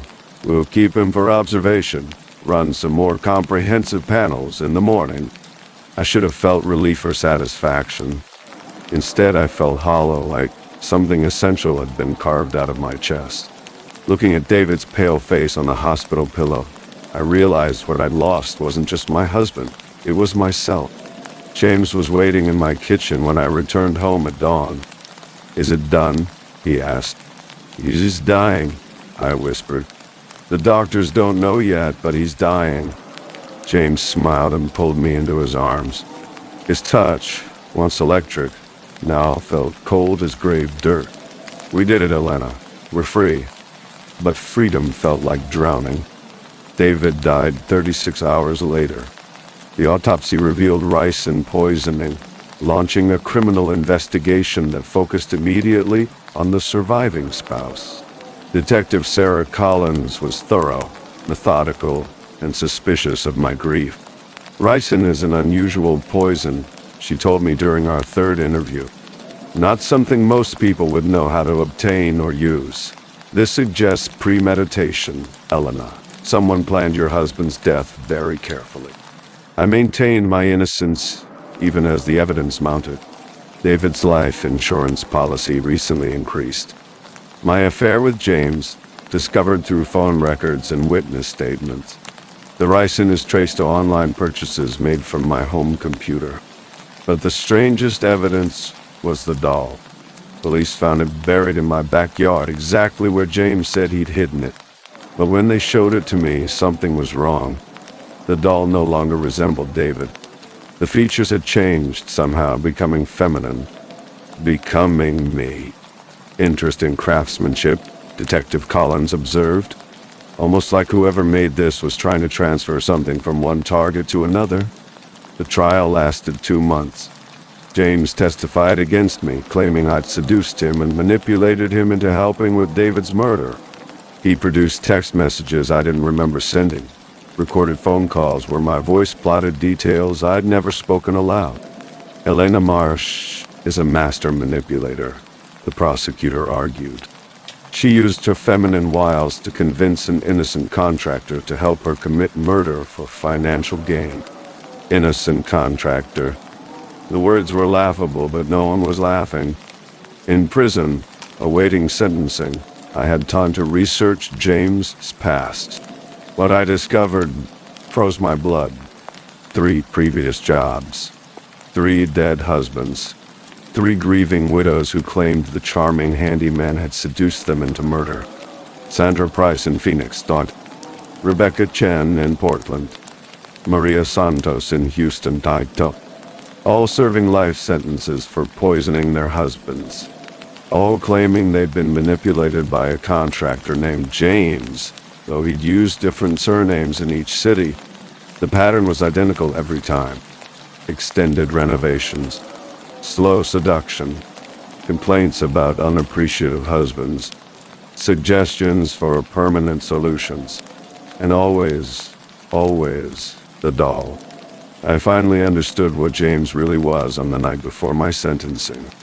He visited me in jail, sitting across from me in the sterile meeting room with that same warm smile that had once made me feel beautiful. "You played your part perfectly," he said softly, "just like the others." "What are you?" I whispered. His smile widened, revealing teeth that seemed sharper than I remembered. "I'm a collector, Elena. I collect souls, one unfaithful wife at a time. Each woman who betrays her vows, who chooses lust over loyalty, feeds my power." The doll made sense now. It wasn't voodoo. It was something worse. A spiritual trap, designed to capture and transfer guilt, sin, and supernatural debt from the manipulator to his victim. "The other women," I said, "they're all innocent." "Innocent?" James laughed, a sound like breaking glass. "They committed adultery. They chose murder over divorce. They may not have deserved what I did to them, but they weren't innocent. And you? What do you deserve?" His expression grew cold. "I deserve what I've always deserved. Power over the weak, dominion over those who can't control their desires." James stood to leave, but paused at the door. "Don't worry, Elena. Your suffering feeds me now. Every day you spend in prison, every night you lie awake wondering what's real and what isn't, makes me stronger." "Someone will stop you," I said. "Will they?" He tilted his head. "Who's going to believe a convicted murderer's story about supernatural seduction? Who's going to connect crimes committed in different states by different people?" He was right. I was trapped, not just by prison walls, but by the impossibility of my situation. I've been in Colorado Women's Correctional Facility for 3 years now. The appeals have failed. The evidence was too strong. James' testimony too convincing. Officially, I'm a manipulative black widow who seduced an innocent man into helping commit murder. But the real horror isn't my imprisonment. It's knowing James is still out there, still hunting. Every few months I scour news websites for similar crimes. Devoted husbands dying mysteriously. Wives arrested for poisoning. Contractors who disappear after testimony. Last month, I found another case. Jennifer Walsh in Seattle, accused of killing her husband with antifreeze. The prosecution's star witness, a charming carpenter named Michael, who claimed she'd seduced him into helping. Different name, same monster. I've written letters to Jennifer's attorney, to the other women's lawyers, and to journalists who might listen, all ignored or dismissed as the desperate lies of a convicted killer. The system that should protect the innocent has become James' greatest ally. The worst part isn't the injustice or imprisonment. It's the knowledge that James was partly right. I did choose adultery over faithfulness. I did consider murder as a solution to marital unhappiness. Maybe I deserved to be punished, just not like this. The guilt eats at me constantly, a psychological cancer that grows stronger each day. Was David really that bad of a husband? Or had James' manipulation made me see him that way? Would I have been happy with a different approach? Counseling? Separation? Honest divorce? I'll never know, because James stole that choice from me along with everything else. The other inmates avoid me. Word spreads quickly in prison about why someone's here, and husband killers aren't popular even among criminals.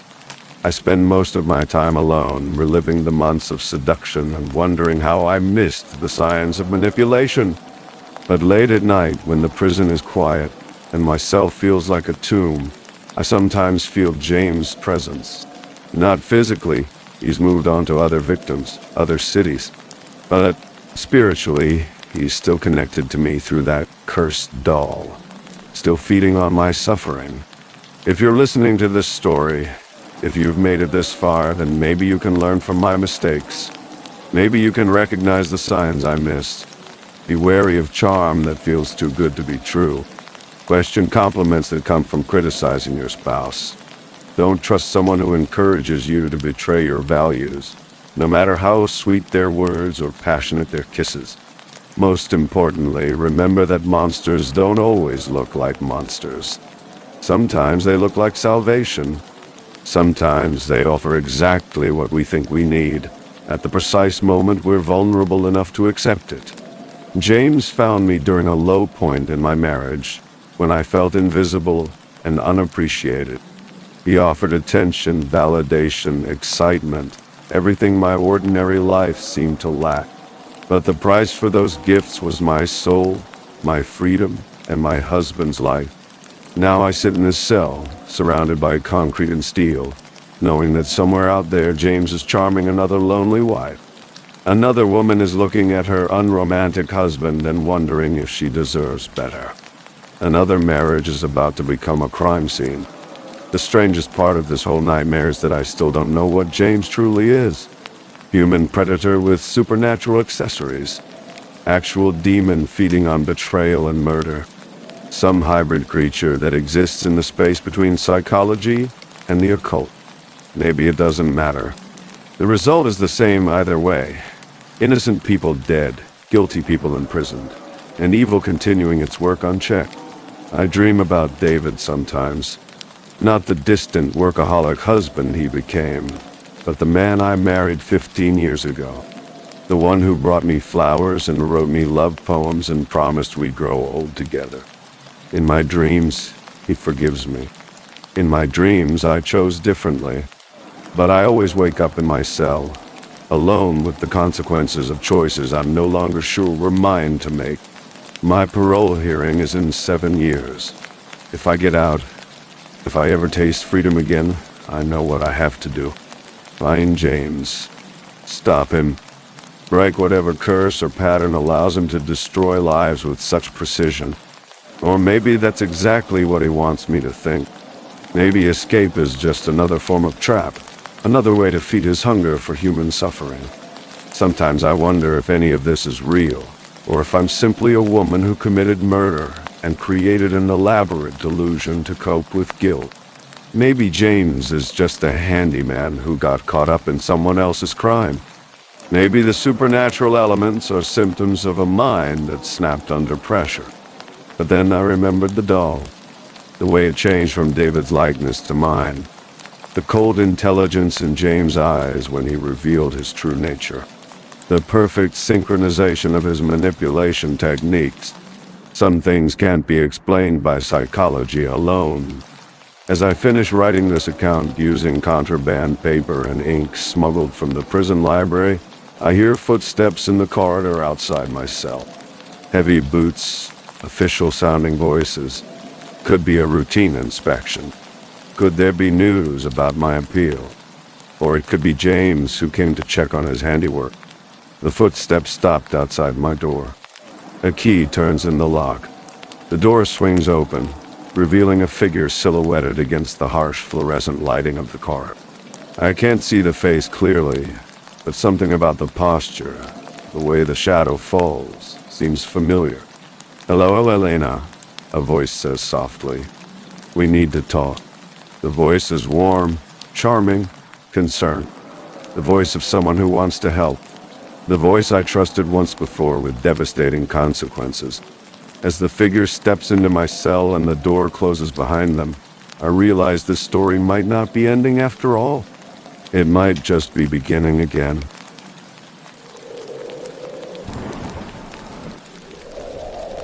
The Inheritance of Shadows.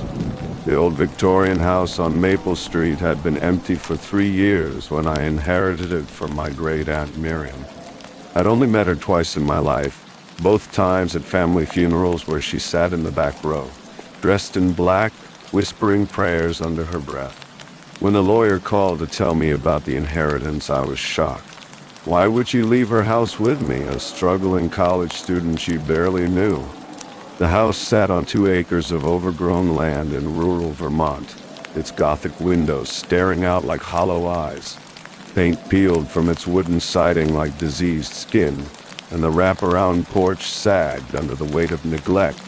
But it was mine, and I needed somewhere to live after dropping out of college due to my worsening anxiety and depression. The first thing I noticed when I walked through the front door was the smell. Not the musty odor you'd expect from an abandoned house, but something else entirely. A sweet, cloying scent that reminded me of funeral flowers mixed with burnt sage. The realtor, Mrs. Henderson, wrinkled her nose, but didn't comment. "Your aunt was quite the character," she said, her voice echoing in the empty foyer. "Very private. Some folks in town thought she was a bit eccentric." I nodded, running my fingers along the ornate banister. The wood felt warm to the touch, warmer than it should have been in the October chill. "What kind of eccentric?" Mrs. Henderson shifted uncomfortably. "Oh, you know how small towns are. People talk." She kept to herself, ordered strange packages, had visitors at odd hours. Probably nothing to it, but her tone suggested otherwise. After she left, I stood alone in the house's silence. The floorboards creaked under my feet as I explored the rooms. Most were empty except for dust and shadows, but the study on the first floor made me pause. Built-in bookshelves lined every wall, filled with volumes on subjects I'd never heard of. Sympathetic magic and its applications. The psychology of belief systems, hexes and healing in folk tradition. In the center of the room sat an antique desk with a leather-bound journal lying open. The pages were covered in my aunt's spidery handwriting, documenting what appeared to be experiments.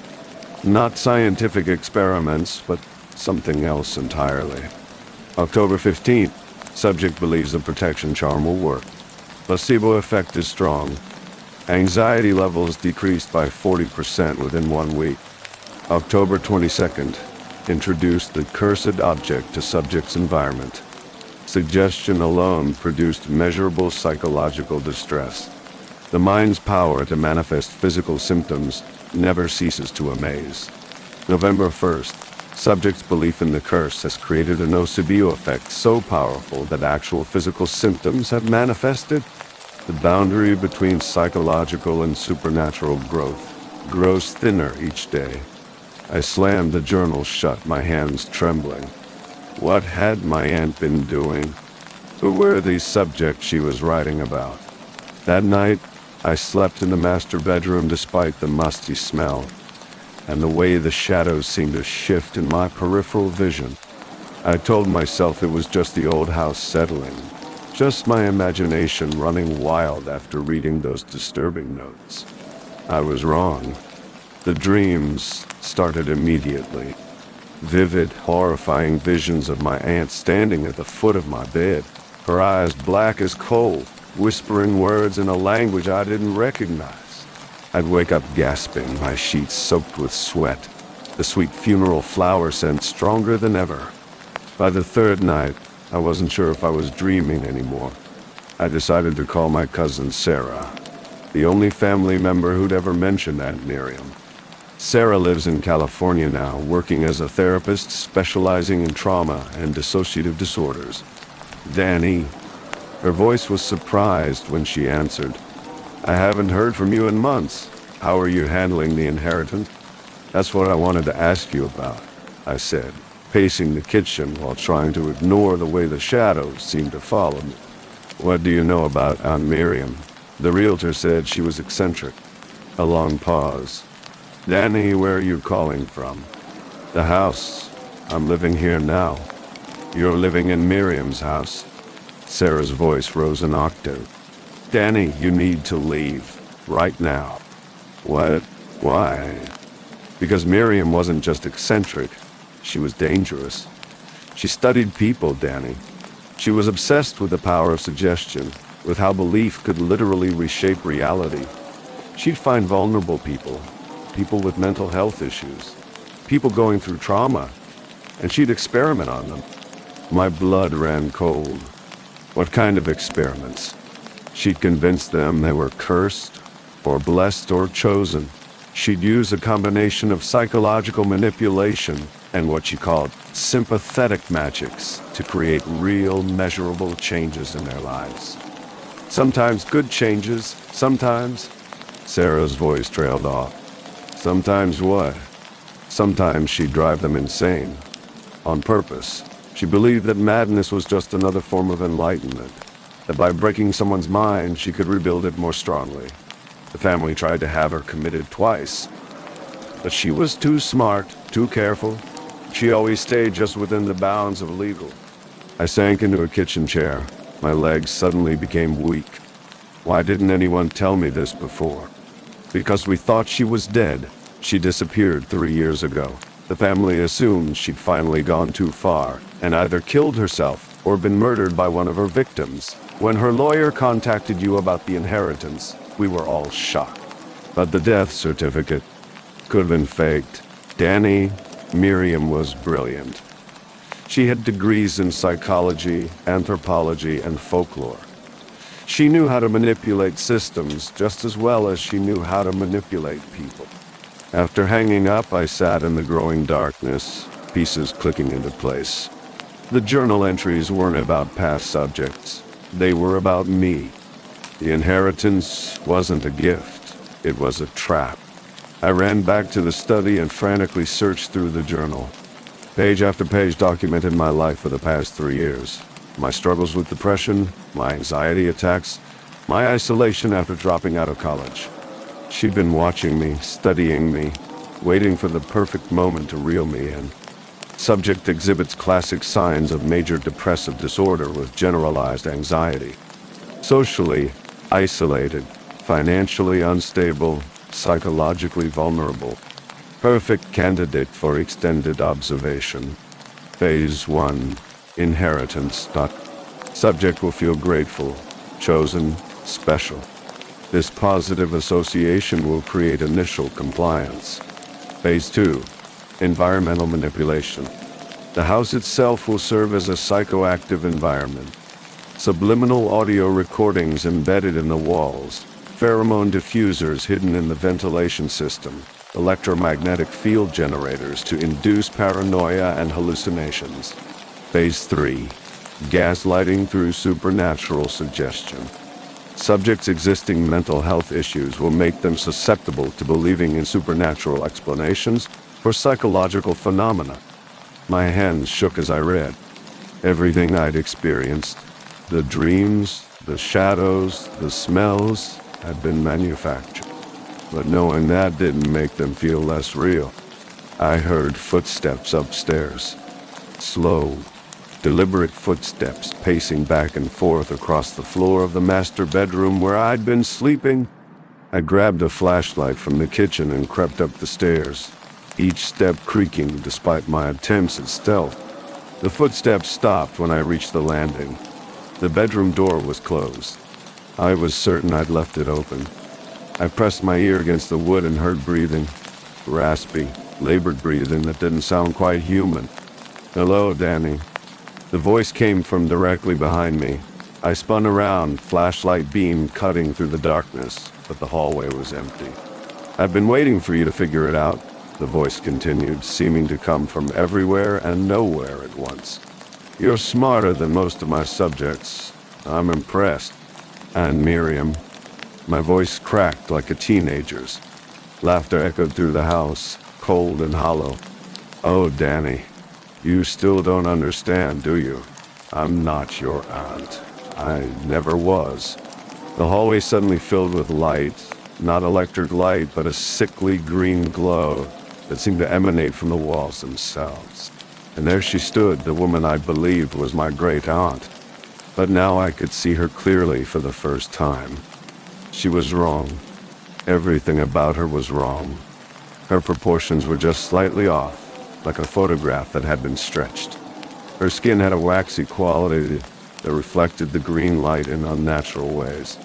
And her eyes were completely black, not just the irises, but the entire eye, as if someone had filled the sockets with ink. "My name is Dr. Elena Vasquez," she said, her voice now carrying a slight accent that hadn't been there before. "I've been studying the intersection of psychology and folklore for 30 years. The power of belief, Danny, the way the human mind can literally reshape reality through sheer conviction." "You're insane," I whispered, backing toward the stairs. "Am I?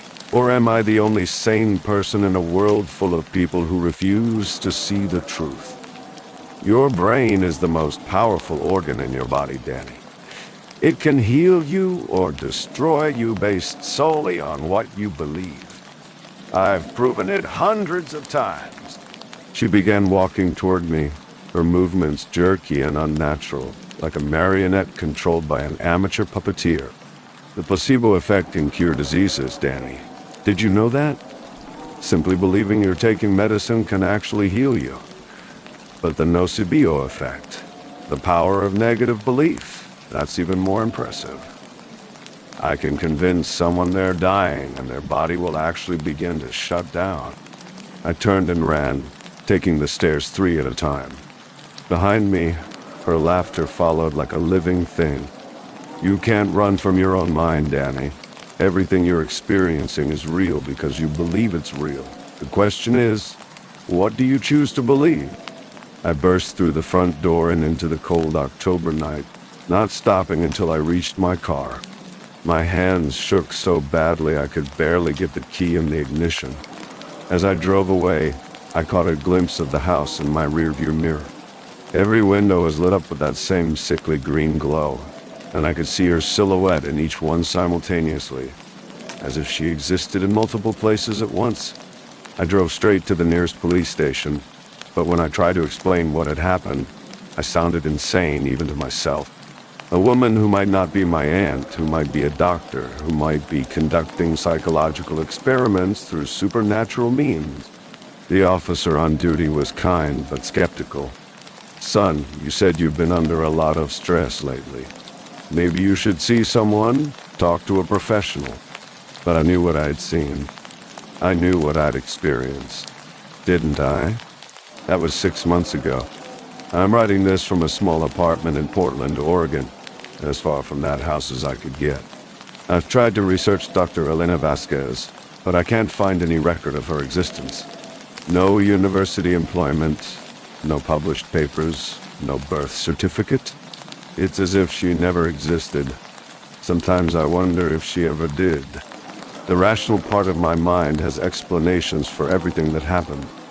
I was under extreme stress, dealing with depression and anxiety, living alone in a creepy old house. The journal could have been planted. The voice could have been hallucinations. The green light could have been car headlights reflecting off the windows. But then I remember the smell of funeral flowers, the way the shadows moved independently of any light source, the feeling of being watched by eyes that weren't quite human. And I remember her final words echoing in my mind, "What do you choose to believe?" The terrifying truth is, I don't know anymore. I don't know what was real and what was manufactured. I don't know if Dr. Elena Vasquez was a flesh and blood woman conducting illegal psychological experiments, or if she was something else entirely. I don't know if the house was rigged with hidden technology, or if I experienced something genuinely supernatural. What I do know is that the experience changed me. I can't trust my own perceptions anymore. Every shadow might be hiding something. Every stranger might be studying me. Every coincidence might be part of a larger pattern I'm too blind to see. Last week I received a package with no return address. Inside was a small antique mirror and a note written in familiar spidery handwriting. The most successful experiment is the one where the subject never realizes they're still being observed. Thank you for your continued participation, Evie. I threw the mirror away, but sometimes I catch glimpses of that sickly green glow in other reflective surfaces. Car windows, puddles, the black screen of my phone. And sometimes, late at night when the boundary between sleeping and waking grows thin, I wonder if I ever really left that house at all. Maybe I'm still there, still trapped in Dr. Vasquez's web of psychological manipulation and supernatural suggestion. Maybe everything since that night has been another layer of the experiment. Maybe I'm writing this story not as a warning to others, but as documentation for whatever comes next. The placebo effect can heal. The nocebo effect can kill. But what happens when you can no longer tell the difference between what's real and what you've been conditioned to believe? What happens when the experiment never ends? I guess I'm about to find out.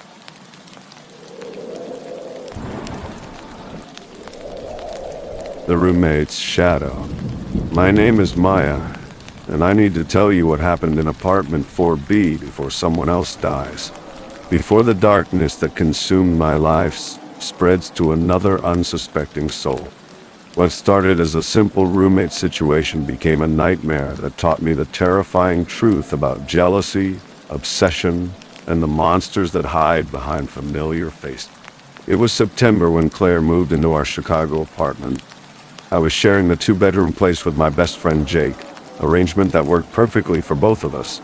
We'd been friends since college, and after graduation, splitting rent in the city made financial sense. Our relationship was uncomplicated. We were platonic roommates who occasionally hooked up when we were both single and bored. Nothing serious. Nothing exclusive. Just convenience and familiarity. Claire arrived on a rainy Tuesday, dragging 2 suitcases and a heartbroken expression. She was Jake's cousin from Denver, fleeing a wedding that never happened.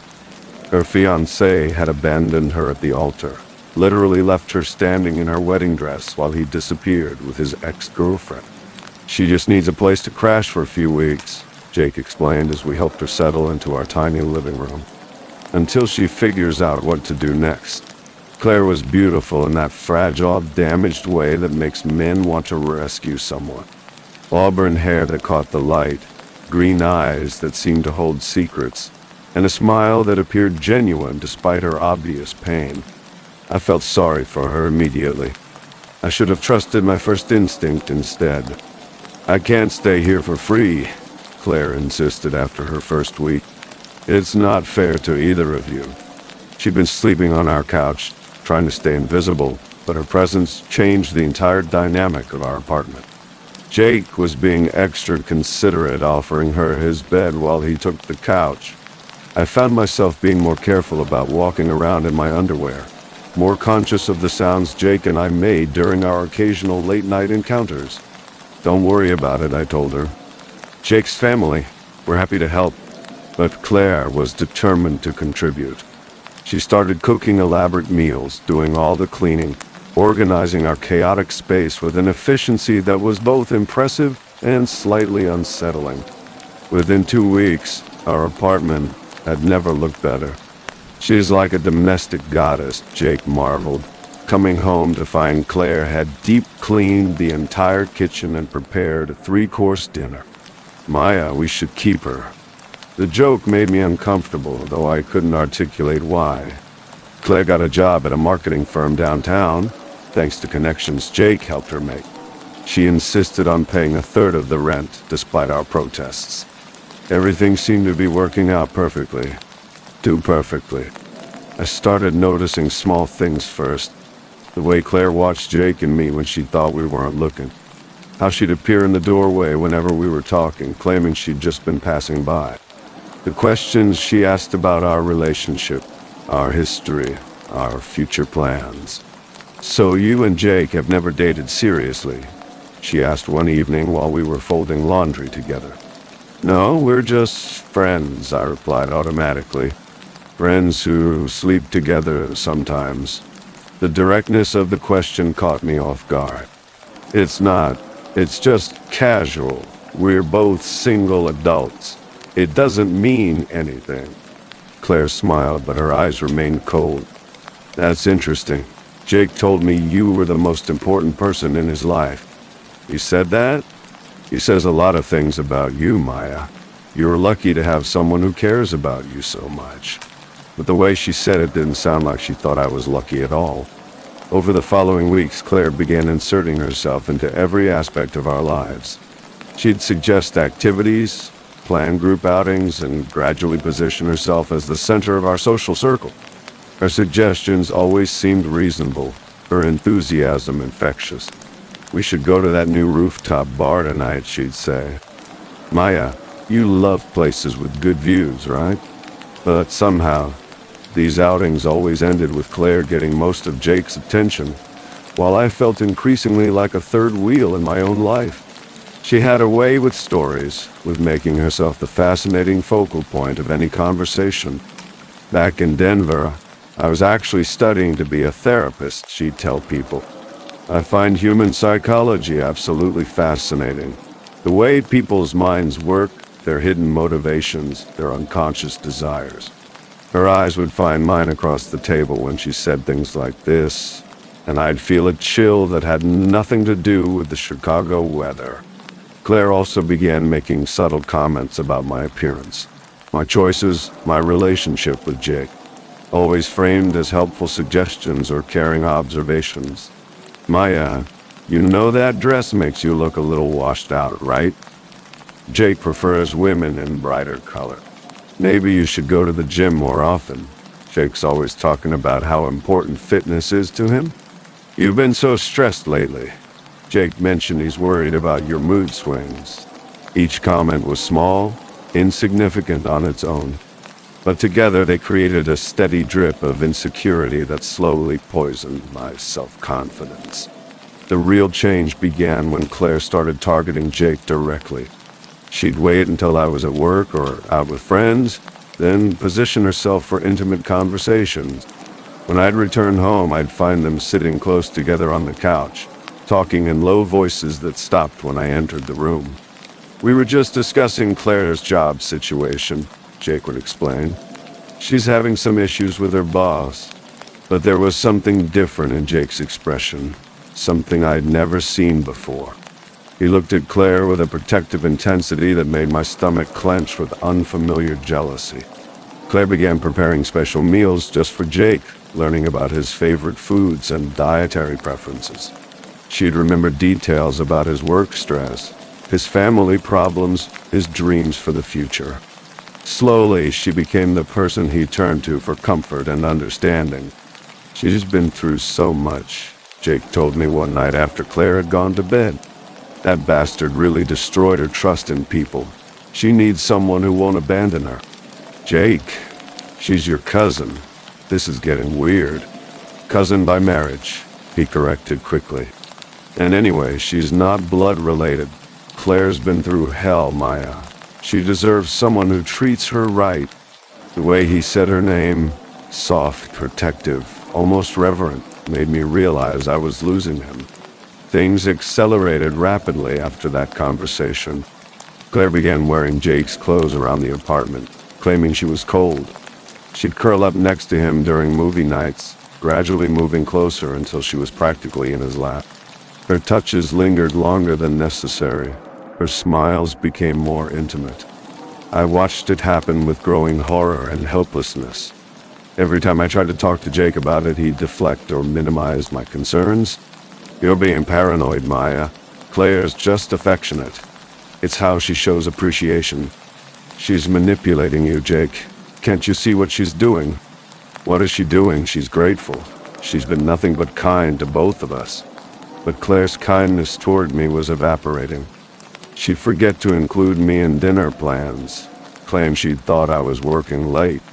She'd use my bathroom products without asking, borrow my clothes without permission, and gradually take over shared spaces in the apartment. When I confronted her about it, she'd apologize with wide, innocent eyes.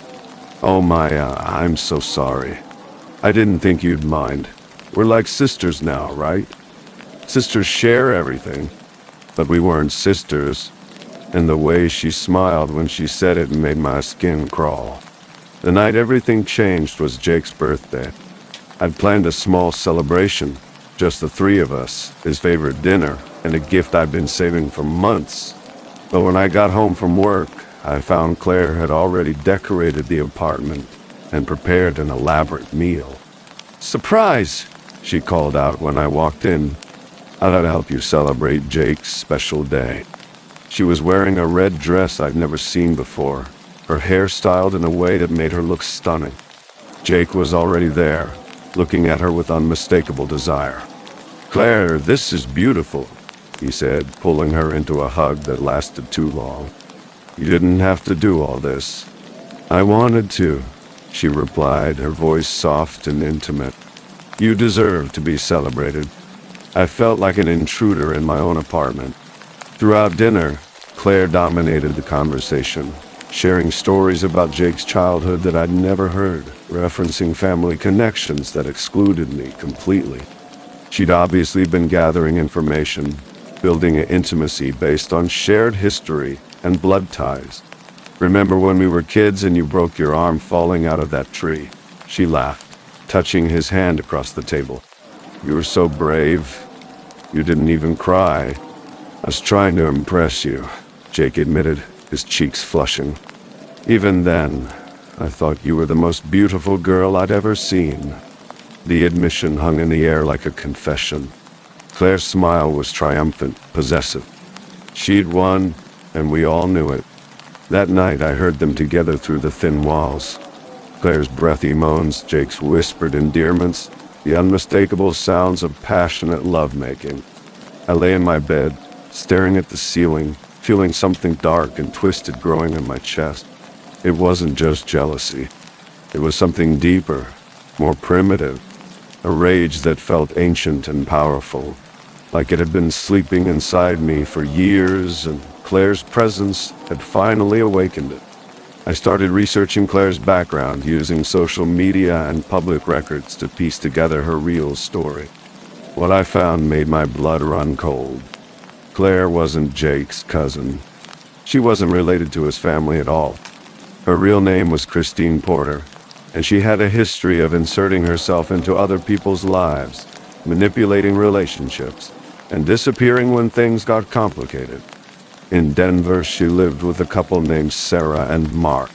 Sarah had ended up in a psychiatric facility after a nervous breakdown that coincided with Claire's sudden departure. Mark had died in what was ruled a suicide, but the circumstances were suspicious.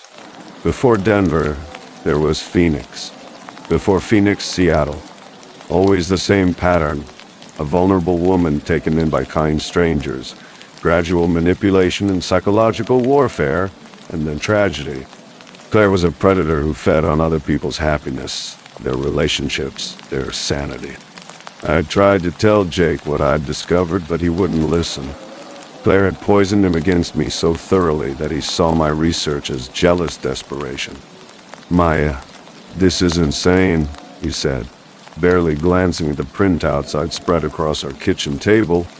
"You're making up conspiracy theories because you can't handle that I'm happy with someone else. Look at the evidence, Jake.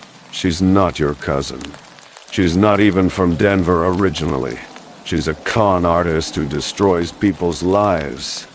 "You're sick," he said, his voice cold with disgust. "You need help, Maya. Professional help." Claire appeared in the doorway wearing one of Jake's shirts and nothing else. She looked at the papers scattered across the table, then at me with what appeared to be genuine concern. "Maya, honey, what's all this?" she asked softly. "I know what you are," I said, my voice shaking with fury. "I know what you've done to other people."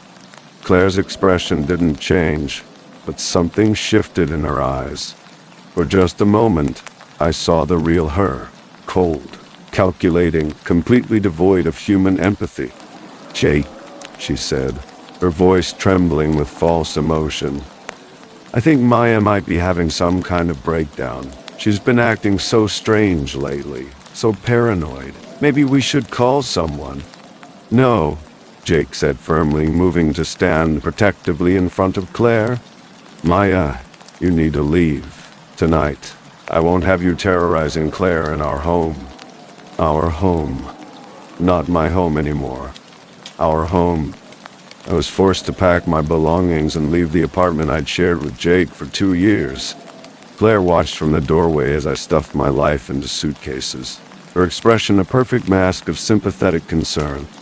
"I'm sorry it has to be this way," she said softly.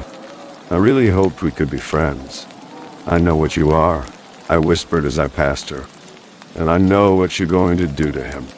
She smiled then, a cold, empty expression that confirmed every horrible suspicion I'd harbored. "Jake loves me," she said. "He chose me, just like all the others chose me in the end." I found a studio apartment across town, but I couldn't let go.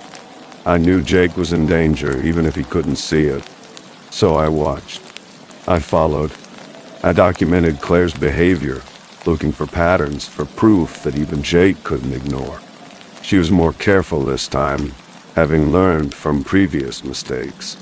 But I was patient. I knew she couldn't maintain her facade forever. The first crack appeared 3 months later. Jake started looking tired, stressed, older than his years. When I saw him at the grocery store, he barely resembled the confident, happy man I'd known. "Jake," I called out, catching him in the parking lot. "Are you okay? You look terrible." He turned, and I was shocked by the haunted expression in his eyes. "Maya, I can't talk to you," Claire says. "What does Claire say, Jake?" "She says you're dangerous, that you might hurt us both if I encourage you." "Look at yourself, Jake. Look at what she's doing to you." He glanced around nervously as if afraid Claire might appear. "I have to go. Please don't follow me." But as he walked away, he slipped me a piece of paper. On it, he'd written, "Help me." I knew I had to act fast. Jake's note meant Claire's psychological manipulation was escalating, probably moving toward the final phase of her pattern. Based on my research, that meant Jake was in mortal danger. I started documenting everything. Claire's real identity, her history with other victims, the pattern of psychological abuse and murder that followed her from city to city. I compiled a comprehensive file and took it to the police, but they were skeptical. "Man, these are serious allegations," Detective Rodriguez said, flipping through my evidence. "But most of what you're showing me is circumstantial. We can't arrest someone for having multiple relationships or moving frequently." "She's killed people," I insisted. "Look at the pattern. Look at what happened to her previous victims. The deaths you've documented were ruled suicide or accident, without concrete evidence of foul play." I left the police station frustrated but not defeated. If law enforcement wouldn't help, I'd have to save Jake myself. I started watching the apartment more carefully, looking for opportunities to get Jake alone. My chance came when Claire left for a work conference in Milwaukee. She'd be gone for 3 days, enough time to break through her psychological conditioning and show Jake the truth. I waited until she was gone, then went to the apartment using my spare key. Jake was home, looking lost and anxious without Claire's constant presence. "Maya," he said when he saw me, "you can't be here. If Claire finds out..." "Jake, listen to me. Really listen. I have proof of what she is." I spread out all my research, the newspaper clippings, the police reports, the psychiatric records of Claire's previous victims. Slowly, methodically, I walked Jake through the pattern of her behavior. "Look at this," I said, showing him a photo of Mark Patterson from Denver. He was found dead in his apartment 2 weeks after Claire disappeared. The police ruled out it's suicide, but look at the circumstances. Jake studied the information with growing horror. "This can't be real. Claire wouldn't." "She's not Claire, Jake. Her real name is Christine Porter. She's a serial killer who specializes in psychological manipulation. She drives people insane before she kills them." As the evidence piled up, I watched Jake's face go through a series of emotions. Disbelief, horror, recognition, and finally, terror. "Oh God," he whispered. "What have I done? Maya, what have I done?" Claire came back a day early, finding us together in the apartment, surrounded by evidence of her crimes. She stood in the doorway for a long moment, her expression unreadable. "Well," she said finally, "I suppose this was inevitable. The mask is gone completely now. No more sweet smiles or innocent questions." Claire's true face was cold, calculating, and utterly without remorse. "You couldn't just leave it alone, could you, Maya?" she continued, stepping into the apartment and closing the door behind her. "You had to keep digging, keep interfering." "We know what you are," I said, standing protectively in front of Jake. "The police know. You can't hurt anyone else." Claire laughed to sound like breaking glass. "The police? You mean the same police who dismissed your evidence as the ravings of a jealous ex-roommate? Oh, yes. I know about your little visit to Detective Rodriguez." She'd been watching me, just as I'd been watching her. "How did you find out about the others?" she asked, genuinely curious. I'm usually much more careful about covering my tracks. "Digital footprints," I said. "Social media connections, public records. You're not as invisible as you think." "Interesting. I'll have to be more careful in the future." The casual way she discussed her future victims made my skin crawl. "Why?" Jake asked, his voice barely whispered. "Why do you do this?" Claire tilted her head, considering the question. "Because I can. Because people are so desperate to be loved that they'll believe anything. Because watching someone's world crumble is the only thing that makes me feel alive." She moved closer, and I noticed she was holding something behind her back. "You have no idea how easy it was," she continued. "Jake, you were so hungry for someone to need you, to depend on you. All I had to do was play the broken bird, and you flew right into my trap. And Maya," she turned to me, "you were even easier. So jealous, so insecure. I barely had to try to drive you out. You did most of the work yourself." The knife appeared in her hand like magic, a long, sharp blade that gleamed in the apartment's fluorescent lighting. "The beautiful thing about psychological manipulation," Claire said, "is that by the time people realize what's happening, they're already too damaged to be credible witnesses. Who's going to believe the paranoid ex-roommate and the mentally unstable boyfriend?" I knew we had seconds before Claire struck. The knife was already moving toward Jake when I threw myself between them, feeling the blade slice across my ribs as we struggled. "Run! Run!" I screamed at Jake, but he was frozen in shock. Claire was stronger than she looked, and she fought with the desperation of someone who had nothing left to lose. We crashed into furniture, knocked over lamps, left a trail of destruction as we battled for control of the weapon. "You stupid bitch," Claire hissed, trying to drive the knife toward my heart. "You should have just walked away." But I was fighting for more than my life. I was fighting for Jake, for the victims Claire had already claimed, for the future victims she'd never get the chance to hurt. With strength I didn't know I possessed, I managed to turn the knife back toward her. For a moment, we were locked in a deadly embrace, both of us straining against the other's force. Then Claire's eyes widened in surprise, and she looked down at the blade protruding from her chest. Claire died on the floor of our apartment, her blood soaking into the carpet we'd picked out together months earlier. Jake called 911 while I applied pressure to my own wounds. watching the life drain from the eyes of the woman who'd nearly destroyed us both. The police investigation was thorough, but ultimately straightforward. The evidence I'd gathered, combined with Claire's attempted murder, painted a clear picture of a serial killer whose luck had finally run out. Detective Rodriguez, the same cop who dismissed my concerns weeks earlier, apologized during my follow-up interview. "We should have listened to you," he said. Her real name was Christine Porter, and she was wanted in connection with 4 other deaths across 3 states. You probably saved a lot of lives, but the victory fell hollow. Jake and I were both traumatized, forever changed by our encounter with pure evil. Our friendship, our trust in each other and the world, had been shattered along with our sense of safety. Jake moved back to his hometown in Ohio, unable to stay in the apartment where he'd been so thoroughly manipulated and nearly murdered.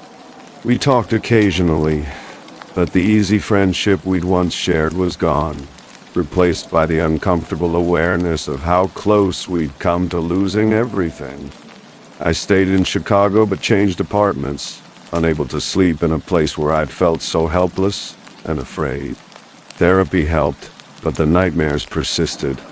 I'd wake up convinced I could hear Claire's voice in the hallway, her footsteps on the stairs. The hardest part was accepting how easily she'd fooled us.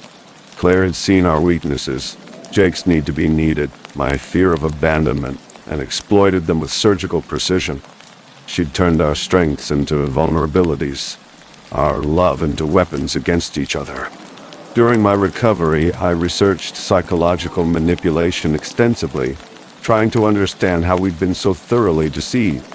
What I learned was terrifying in its simplicity. Predators like Claire look for specific targets. People who are lonely, insecure, or going through difficult transitions. They offer exactly what their victims need most: attention, validation, purpose, love.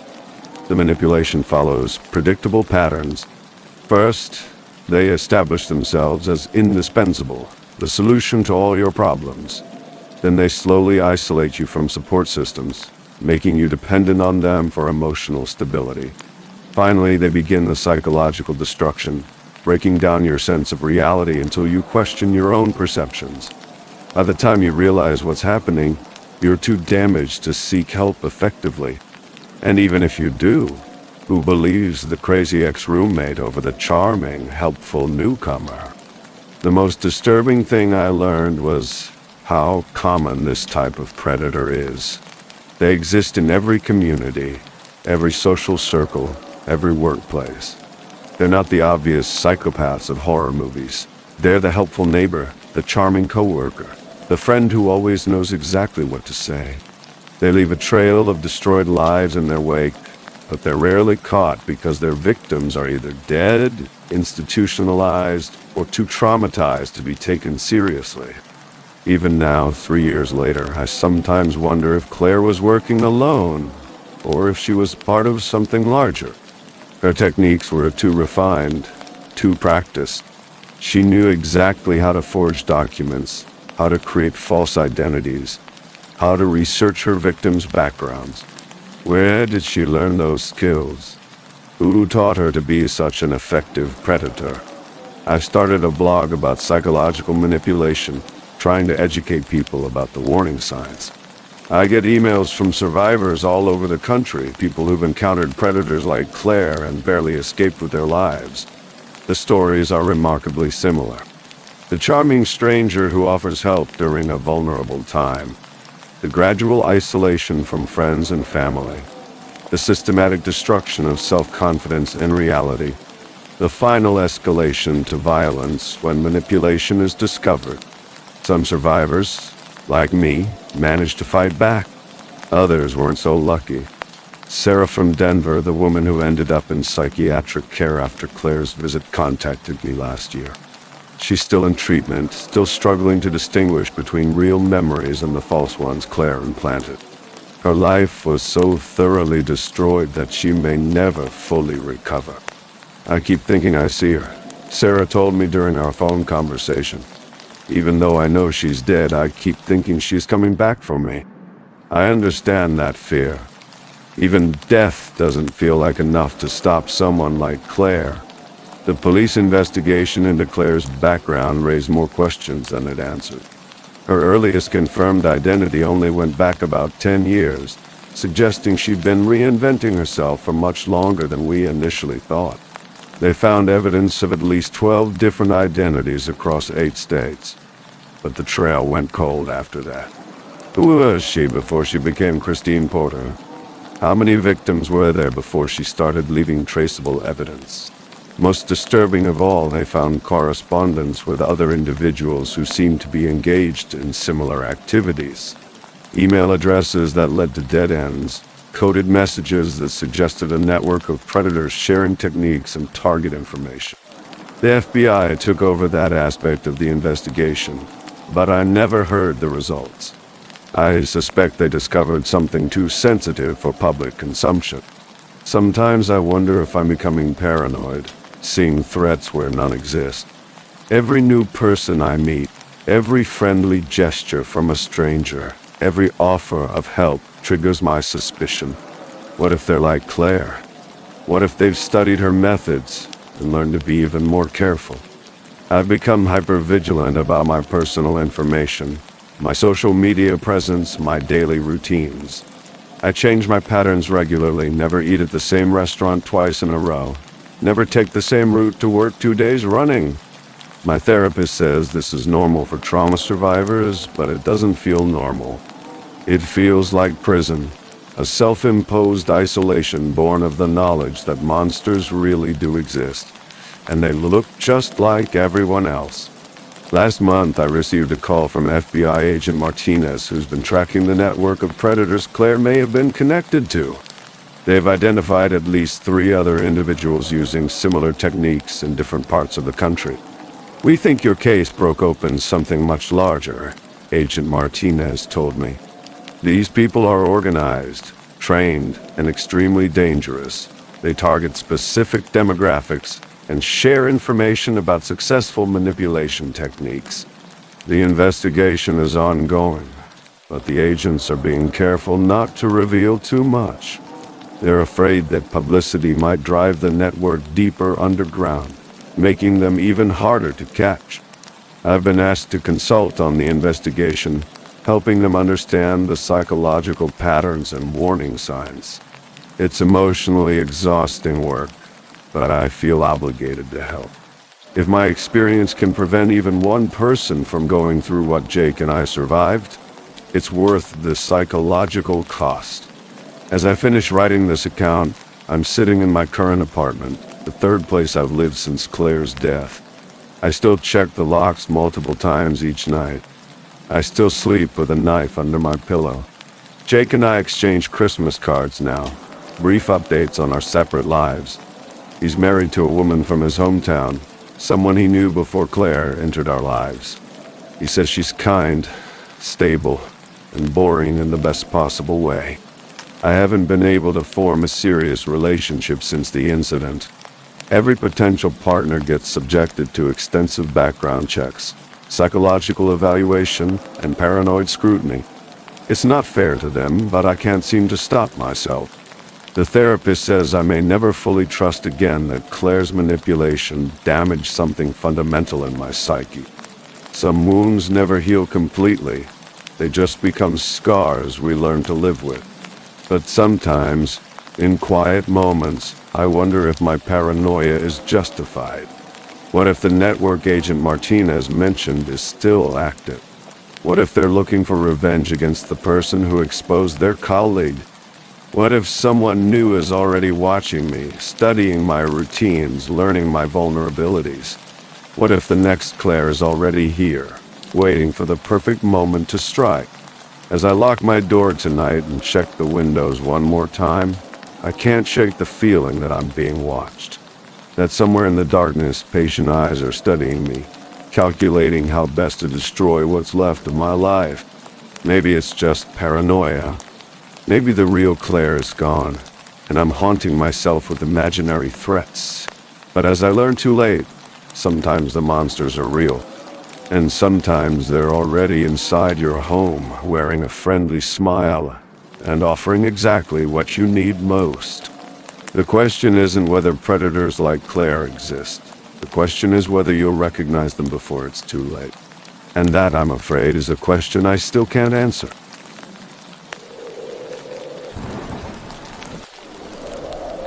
My name is Mark, and I'm a rideshare driver from Portland, Oregon. I've been driving for about 8 years now, mostly tourists and business travelers through the Pacific Northwest. I thought I'd seen it all. Drunk college kids, crying breakups, even a few celebrities trying to stay low-key. But nothing, and I mean nothing, prepared me for what happened during my trip to the small town of Milbrook, Washington. It started on a rainy October evening. I'd just finished a long haul from Seattle when my phone buzzed with a premium ride request. The customer, a man named Thomas Richardson, needed transportation to Milbrook for what he described as a family emergency. The trip was supposed to be 5 days, with a guaranteed payment of $3,000 up front. For a guy struggling to make rent, it was an offer I couldn't refuse. Thomas seemed normal enough when I picked him up, mid-50s, graying at the temples, wearing an expensive suit that had seen better days. He clutched a worn leather briefcase like his life depended on it and barely spoke during the 3-hour drive to Milbrook. The only thing he mentioned was that we were attending his estranged sister's funeral and that he hadn't been back to his hometown in over 20 years. "There are things about Milbrook," he said as we crossed the town limits, "things that people don't talk about. Things that should stay buried." I figured he was just dealing with grief and old family drama. Small towns have their secrets, right? I had no idea how literal his words would prove to be. We arrived at the Milbrook Inn around midnight. The place looked like something out of a 1950s postcard. All wooden beams and flower boxes, the kind of quaint establishment that tourists would Instagram. But there was something off about it that I couldn't quite place. Maybe it was how the owner, a nervous woman named Mrs. Hartley, kept glancing over her shoulder while checking us in, or how she made a point of mentioning that the 3rd floor was off-limits for renovations. Thomas had booked separate rooms, which I appreciated. I've learned that maintaining professional boundaries with clients is essential, especially on longer trips. My room was small but clean, with a window overlooking the town square. As I unpacked my bag, I noticed an old photograph on the nightstand, a group of children standing in front of what looked like a school building. Their faces were scratched out with black ink. I was exhausted from the drive, so I decided to explore the town the next morning. Thomas had his sister's viewing to attend, and I had specifically asked for some personal time to stretch my legs and maybe find some decent coffee. Milbrook was the kind of place where everyone knew everyone, and as an outsider I felt the weight of curious stares wherever I went. The local diner, Rosie's, was where I first heard about Milbrook Academy. I was nursing my second cup of coffee when an elderly man at the counter started talking to the waitress about those poor children. My ears perked up when I heard him mention something about a fire 20 years ago.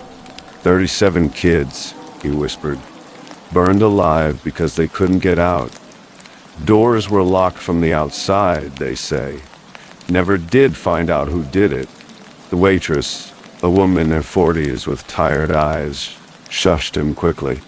"Don't go spreading those stories, Frank, especially not with strangers around." She glanced at me apologetically. He gets confused sometimes. Old age, you know. But Frank wasn't confused. His eyes were sharp and focused when he turned to look at me. "You're the driver, aren't you? The one who brought Thomas Richardson back?" When I nodded, his expression darkened. "You should leave town. Tonight, some stones are better left unturned." I tried to laugh it off, but something in his tone made my skin crawl. After finishing my coffee, I decided to take a walk around town to clear my head. That's when I discovered the ruins. About a mile from the main square, hidden behind a cluster of pine trees, stood the skeletal remains of Milbrook Academy. The building had been gutted by fire, its windows like empty eye sockets staring out at nothing. Yellow caution tape fluttered in the breeze, though it looked like it had been there for years. A makeshift memorial sat near the entrance. Flowers, teddy bears, and photographs of children who would never grow up.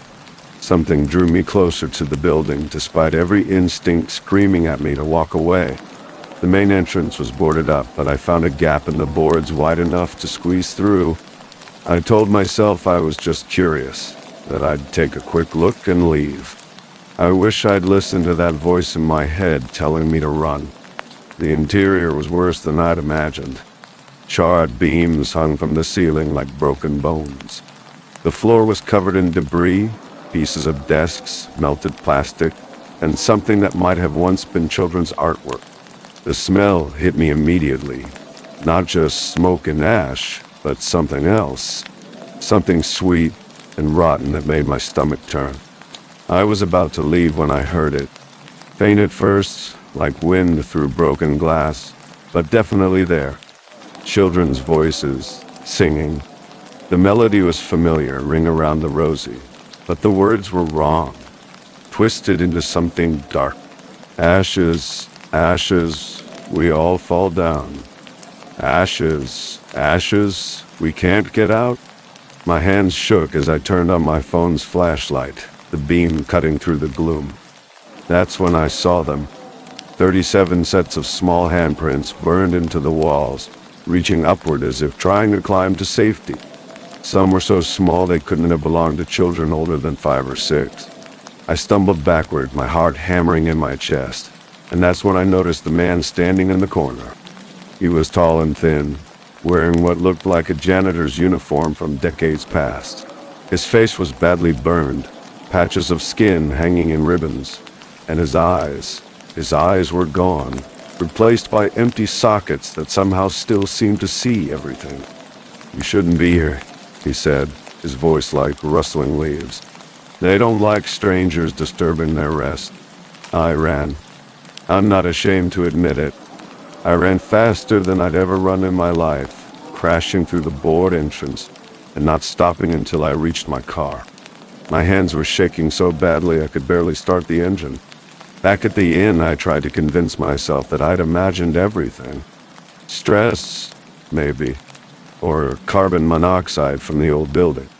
But as I researched the Milbrook Academy fire on my laptop, the pieces began falling into place in the most horrifying way possible.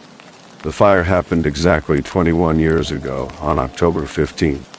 37 children between the ages of 5 and 12 had died when someone locked the emergency exits from the outside and set the building ablaze during a school assembly. The janitor, a man named Edgar Mills, had also perished trying to save the children. The case had never been solved, though there were rumors about a disgruntled former teacher who'd been fired for inappropriate conduct. But here's what made my blood run cold. The former teacher's name was Thomas Richardson.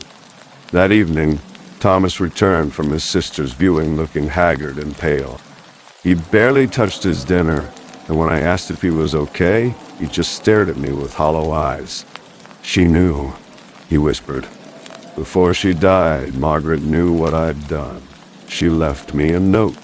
He pulled a crumpled piece of paper from his pocket. In shaky handwriting, it read, "The children are waiting for you, Tommy. They've been waiting for 21 years. I should have left right then. Should have grabbed my keys and driven straight back to Portland. Instead, I found myself asking the question I was terrified to hear answered. What did you do, Thomas?" His confession came out in broken whispers. How he'd been fired from Milbrook Academy for touching some of the students. How he'd blamed the children for ruining his life, for making him lose everything. How he'd planned the fire as revenge, not thinking about the innocent kids who'd die alongside his accusers. "I just wanted them to hurt like I was hurting," he sobbed. I didn't know they'd all be trapped." As he spoke, the temperature in the room seemed to drop. My breath started coming out in visible puffs, and the lights began to flicker. That's when I noticed the children. They appeared slowly, like developing photographs. First one, then two, then more and more until 37 small figures surrounded our table. Their clothes were burned and tattered, their skin blackened with soot. Some were missing limbs, others had terrible wounds that would never heal. But their eyes, Their eyes burned with a hatred that made me understand why hell was described as fire. Thomas saw them too. He began screaming, clawing at his face and begging for forgiveness. The children didn't speak. They didn't need to. Their presence alone was judgment enough. What happened next still haunts my dreams. The children began to sing again, that twisted version of Ring Around the Rosie, and as they sang, Thomas began to change. His skin started turning black as if he were burning from the inside out. He writhed on the floor, his screams echoing through the inn, but no one came to help. It was as if the rest of the world had simply stopped existing. The burning smell filled the room, the same sweet, rotten smell I'd encountered at the academy. Thomas's clothes began to smolder, then catch fire, but the flames were wrong. They were cold flames, black and hungry, consuming not just his body, but something deeper, something essential. When it was over, Thomas was gone. Not dead. Gone. There was no body, no ash, nothing but the lingering smell of supernatural fire and 37 children who slowly faded back into whatever realm they'd emerged from. I left Milbrook that night and never looked back. But the story doesn't end there. 3 months later, I read in the Portland Tribune that the Milbrook Inn had burned down. No cause was ever determined, but witnesses reported seeing children's faces in the flames. Mrs. Hartley, the owner, survived, but was found in a catatonic state, muttering about the children's justice over and over. The really disturbing part? When investigators searched the ruins, they found evidence of what looked like a satanic ritual in the basement. Symbols carved into the walls, melted candles arranged in pentagram patterns, and a collection of children's belongings that didn't match anything from the academy fire. It was as if someone had been using the inn to commune with the dead children, feeding off their anger and pain. I started having nightmares after that. Dreams where I'm back in that burned classroom, surrounded by small handprints reaching toward a ceiling they'll never touch. Dreams where I hear Thomas screaming from somewhere far away, somewhere dark and burning. Dreams where 37 pairs of empty eye sockets stare at me with accusation I don't understand. The worst part is the guilt. I keep thinking about all the signs I ignored, all the warnings I dismissed. Frank at the diner tried to tell me. Mrs. Hartley's nervous glances should have been a red flag. Even that photograph in my room, I later learned it showed the last class picture taken at Milbrook Academy before the fire. Sometimes I wonder if I was meant to be there. If somehow, some force guided me to Milbrook to witness Thomas Richardson's final judgment. The children had been waiting 21 years for justice, and maybe they needed a witness to ensure their tormentor truly paid for his crimes. But that raises darker questions. If the dead can return for vengeance, what does that mean for the rest of us? How many other secrets are buried in small towns across America? How many other monsters are walking free while their victims wait in the shadows for their chance at retribution? I've tried to go back to normal life. I still drive rideshare, though I stick to local trips now. I avoid small towns, avoid clients who seem too eager to share their dark secrets. But sometimes, late at night when I'm driving through empty streets, I catch glimpses of small faces in my rearview mirror. Children with burned clothes and empty eyes, reminding me that some evils are too great for any earthly justice.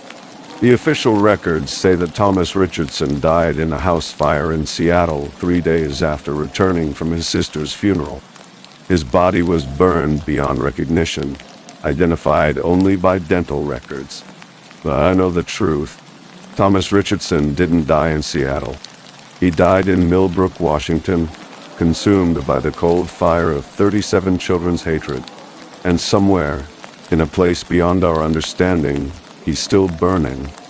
I never found out what happened to Thomas's sister Margaret, or why she'd summoned him back to Milbrook after 21 years. Maybe she'd discovered his secret before she died. Maybe she'd made her own deal with the vengeful spirits of Milbrook Academy. Or maybe she'd simply known that some sins can never be forgiven, only punished. The leather briefcase Thomas carried was never found in the inn's ruins. Sometimes I wonder what was inside it. Evidence of his crimes? Or something else entirely? Something that connected him to other dark acts? Other victims waiting in the shadows for their own chance at justice?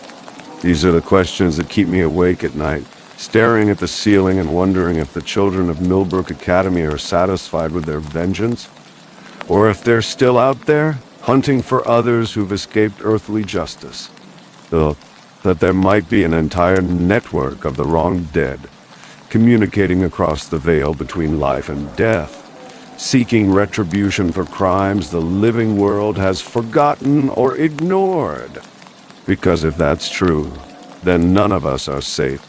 None of us can hide from the consequences of our actions forever. Somewhere, somehow, the dead are keeping score, and when our time comes, they'll be waiting.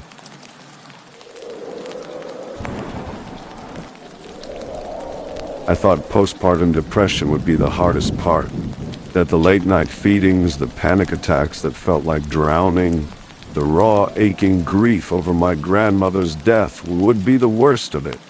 I was so wrong. Now let's move on to the next part and explore the story. Something waited for me in the house on Belmore Hill. It wasn't grief. It wasn't depression. It was real. It was cold and sharp, like shards of glass under your skin.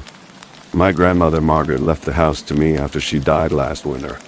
She'd raised me after my parents were killed in a car accident. Head-on collision. Instant. She was all I had left. But her final years, they were different. She became paranoid, superstitious. She said the walls listened, that you had to whisper to stay safe or it would hear you. She'd spend hours staring at the dark, listening with her head cocked, like a dog expecting a command. At first I blamed the creaks on old plumbing, the groaning of the roof beams on a century of Welsh weather, the knocks, postpartum insomnia, the kind that makes you hallucinate symphonies with your eyes wide open. When my daughter Carrie screamed every time I entered the attic hallway, that long, narrow space smelling faintly of lavender and dust, I chalked it up to colic. Gosh, state. Anything but what my grandmother had babbled about during her final days. But then things shifted. Karis began crying in her sleep, not a normal baby's whimper, but a thin, terrified wail that ripped through my chest. She would claw at the air, her tiny fingers scrabbling at nothing, whispering, "No, no, no," though she could barely string two syllables together. And the smell of lavender would intensify, to the point where it burned my nostrils. The neighbors don't talk about this place. Avert their eyes when I pass. One old man, Mr. Davies, practically threw the mail at me, muttering, "Your gran was brave to stay so long," before scurrying away like I'd sprouted horns. I found the journal on the third night. I was trying to fix a loose floorboard in the living room. I was standing on the first floor, not in the basement, not upstairs, when I felt it. Something smooth and hard wedged beneath the wood. It was a small leather-bound book, buried under the floorboard, tied shut with a strand of gray hair that felt coarse and brittle between my fingers. My grandmother's hair. Inside, Margaret had recorded events in jagged, almost frantic handwriting. Symbols drawn on doors with what looked like charcoal. Murmurs at 3:03 a.m. Always 3:03 a.m. Animals left on the porch, their eyes gouged out. Hayes quiet but watching. One entry read, "He feeds on breath and memory. Do not let him taste yours." Another, "The baby is a link, a conduit." I called a priest, not the church. No one from town would come near Belmore House. The local vicar practically slammed the phone down. But someone, a hushed voice on the other end of a bad line, whispered a name, Father Gideon Cole. He lived in a crumbling cottage a few villages over. He looked like he hadn't slept since 1982. His eyes were sunken, his skin gray. When I told him the house name, his face turned a ghastly shade of white. He refused to step inside, simply stood on the overgrown path, handing me a small bag of coarse salt, a string of red yarn, and a Latin verse written on a scrap of parchment that I couldn't pronounce, let alone understand. He told me, his voice trembling, "Belmore is unclean. Leave while you still can." The following night, the mirrors bled. Not with blood, thank God, but fog. A thick, swirling vapor that dripped from the inside, blurring my reflection, making me look like a ghost. Carrie's cradle rocked on its own, back and forth, even though the floor was perfectly level. And then I saw her, my grandmother. She stood at the top of the stairs, a spectral figure bathed in moonlight. Her eyes were black, empty sockets.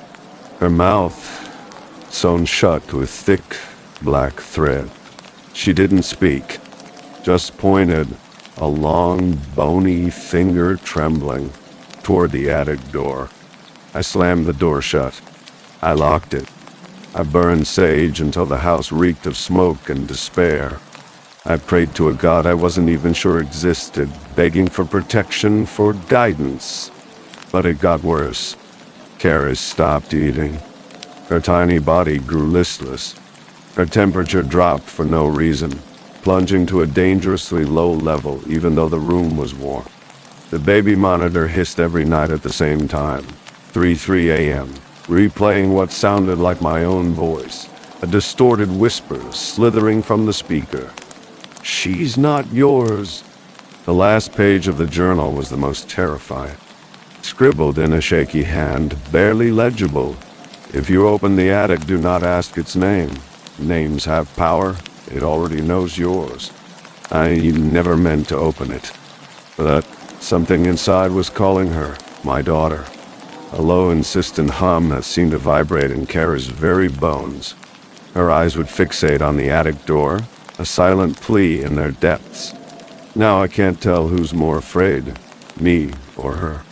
Because last night I woke up in the still of night with her tiny hand pressed against my chest, cold as ice, and two shadows on the ceiling, stretching and twisting like grotesque puppets dancing in the darkness. They weren't mine. The drive felt endless, even though I knew, logically, we were only a few hours from Cardiff. But the Welsh countryside has this way of swallowing you whole, narrow roads barely wider than my beat-up Volvo. Hedges that felt like they were leaning in, wanting to share some ancient secret. And the quiet, that's the thing that struck me first. A quiet so deep, so absolute, it pressed against your eardrums. Kara slept in the back, her tiny face pale against the car seat. She'd been a difficult baby to conceive, a difficult pregnancy, a near-death delivery. And then, well, then came the fog. The crushing weight of everything. I needed a change, a clean slate. And Belmore, despite everything, was it? "Almost there, Kari," I murmured, glancing at her in the rearview mirror. A smile touched my lips, but it didn't quite reach my eyes. The smile, like everything else lately, felt forced, fragile. The house crested the hill, a hulking gray stone monstrosity that seemed to grow out of the landscape. Belmore Darite, my grandmother's house.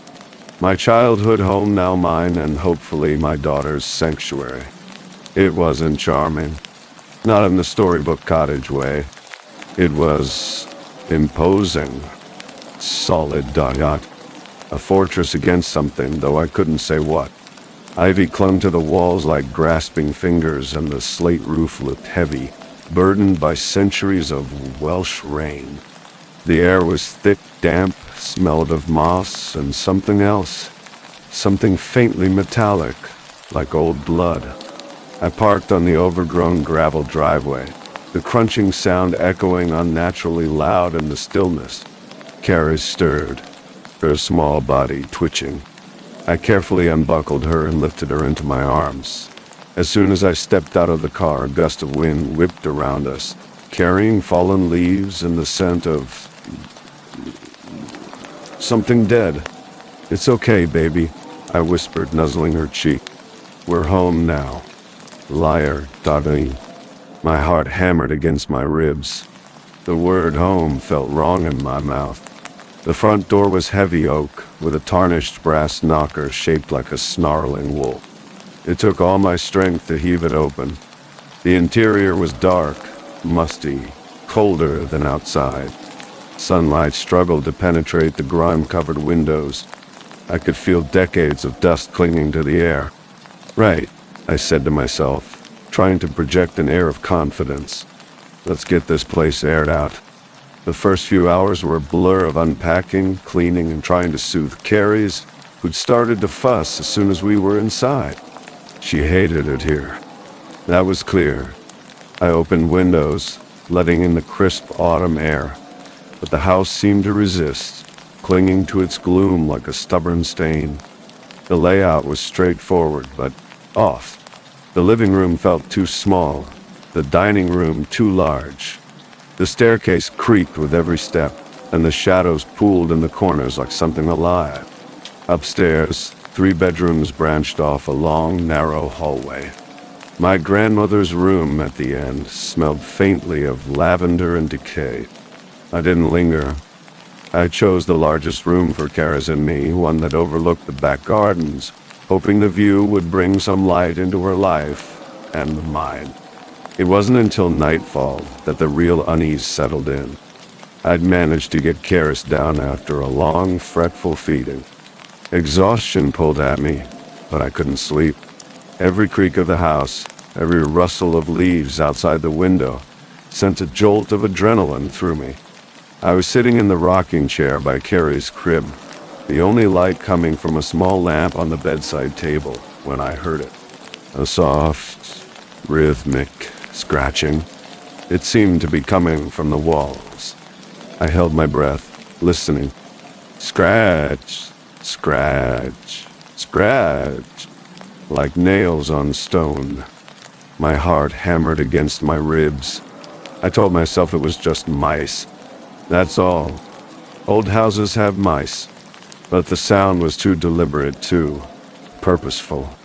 I stood up, my legs shaky, and moved closer to the wall where I thought the sound was coming from. As I got closer, Carrie stirred in her crib, whimpering softly. The scratching stopped. Silence. I stood there for a long moment, frozen, listening. The silence was heavier now, laced with something else. A sense of being watched. Then, a floorboard creaked. Not under my feet, not upstairs. Downstairs. I was standing on the first floor, not in the basement, not upstairs. The sound was faint, but unmistakable. Someone was moving around downstairs. I couldn't breathe. My mind raced. A squatter? A burglar? But the doors were locked, the windows secured. And then I heard it again. A faint whisper just at the edge of hearing. It seemed to be coming from the attic hallway. Carrie started to cry, a high-pitched, terrified wail that ripped through the silence. I rushed to her side, scooping her up in my arms. "Shh, baby, it's okay," I murmured, trying to soothe her. But my voice trembled. As I held her, rocking her back and forth, I glanced towards the doorway. And that's when I saw it. A shadow, just a fleeting glimpse, flicker across the hall, toward the attic. It was gone in an instant. But the cold dread that settled in my stomach, that lingered, like the last whisper of Belmore promising something terrible to come. I tried to tell myself it was just the stress. That's what they tell you after you have a baby, right? Get rest, take care of yourself, mama. As if that's even possible. Like you can just switch off the part of your brain that's permanently scanning for imaginary threats. With the sound of your baby's cry. The constant low hum of anxiety that settles in your bones. But then came the baby monitor. It was a cheap thing. One of those hand-me-down models my sister gave me. Static crackled through the speaker more often than Kara's did. But one night, about a week after we moved in, I heard something else. I was downstairs, trying to eat a cold shepherd's pie, the height of culinary luxury these days, when I heard it.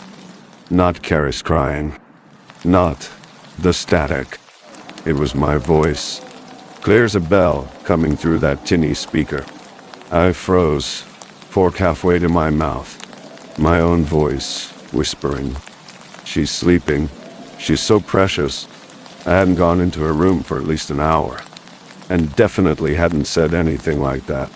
Hell, I mostly just muttered about being tired. I chalked it up to a glitch, a bit of radio interference. I switched it off, telling myself I'd buy a new one tomorrow. But the unease stuck with me, a cold knot in my stomach. The next day, the dog confirmed my fears. Bran, a scruffy border collie mixes who belonged to the previous owners and stayed with the house, was usually glued to my side. He'd follow me from room to room, a loyal shadow. Except he wouldn't go near the attic hallway, not even when I'd tempted him with his favorite biscuit. He'd planted his feet, whimpered, and tucked his tail between his legs, his eyes darting nervously toward the closed attic door. Dogs are sensitive, right? They can sense things we can't.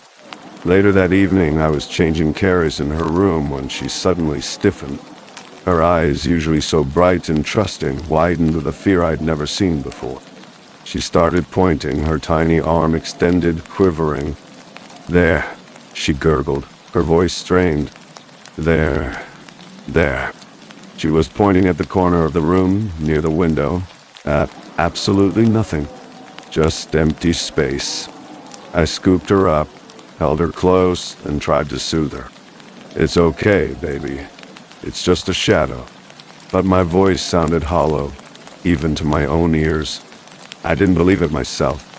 That night, I couldn't sleep. Every creak of the house sent shivers down my spine. Every rustle of leaves outside the window sounded like whispers.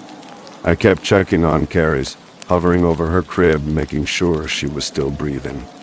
Each time she was sleeping soundly, her face peaceful, until she wasn't. Around 3 a.m. I heard her. Not a scream, not a cry, but a soft, desperate whimper. I rushed to her room, my heart pounding in my chest. She was thrashing in her sleep, her tiny fists clenched. "No," she whispered, her voice barely audible. "No, no, no." I picked her up, cradled her in my arms. "What is it, baby? What's wrong?" She didn't respond. She just kept whispering no, her eyes squeezed shut, tears streaming down her face. She clawed at the air, her little fingers grasping at something I couldn't see. It was like she was fighting off a nightmare, but it felt wrong. Too real. Too intense. I walked with her, rocking her gently, trying to calm her. The house was silent except for the rhythmic creaking of the floorboards. But then I heard it again. The rustling sound, like something was moving behind the walls. I was suddenly very aware that I was on the first floor, and not in the basement, not upstairs. I pulled away just enough to look closely at my baby. On her cheek, a faint red mark appeared. It was 3 small scratches, as if from tiny claws. "What the hell?" I whispered. I cleaned them carefully, trying to convince myself. Maybe she scratched herself in her sleep. Babies do that, right? Yeah, that was it. I held her tighter, trying harder to believe. That was when the shadow moved. I wasn't looking directly at it, but I saw it in my peripheral vision. A flicker, a distortion in the darkness at the edge of the room. It was gone in an instant, but the image burned in my mind. A tall, elongated shape like a human figure stretched and twisted. I wanted to scream, but I couldn't. I just stood there, frozen in terror, holding my baby close. But that wasn't the end of it, not even close. It made me wonder what I was really protecting her from, when the baby monitor crackled again. It was more of that whisper, a voice that at first I thought was my own. Then it changed. It grew deep. It started to gargle. It sounded inhuman. Then came a thump. What came next was nothing but my imagination. It was the loudest bang in the middle of a quiet and empty night inside the attic. That's when Karis dug her tiny fingers into me and refused to let go. I wasn't imagining this either. I was standing on the first floor, not in the basement, not upstairs. I was standing on the first floor, the attic locked, or so I thought. It was now shaking with rhythmic bangs. It was as if something was trying to get past it on the other side. I was not imagining this. I was inside a horror novel. What was in the attic? I knew I couldn't ignore it any longer. I had to find out, or Belmore would find me. Prompt. Eleanor discovers her grandmother's journal describing local folklore about mentioned strange rituals, breath-stealing demons, and curses activated by motherhood. I was standing on the first floor, not in the basement, not upstairs. I was in the living room, the only room in this whole damned house that felt somewhat normal. That is, until the scratching started. Not the skittering of mice, which I'd already dealt with, but a deliberate rhythmic scratching, like nails on wood. It was coming from beneath the floorboards. The unsettling quiet had been building all day. Karis was unusually placid, almost unnervingly so. She hadn't cried once, even during her diaper change, which usually resulted in a full-blown screaming opera. It was like she was listening, holding her breath, waiting. It unnerved me more than her wails ever could. The scratching was the crescendo. My heart hammered against my ribs, a frantic drummer in a silent movie.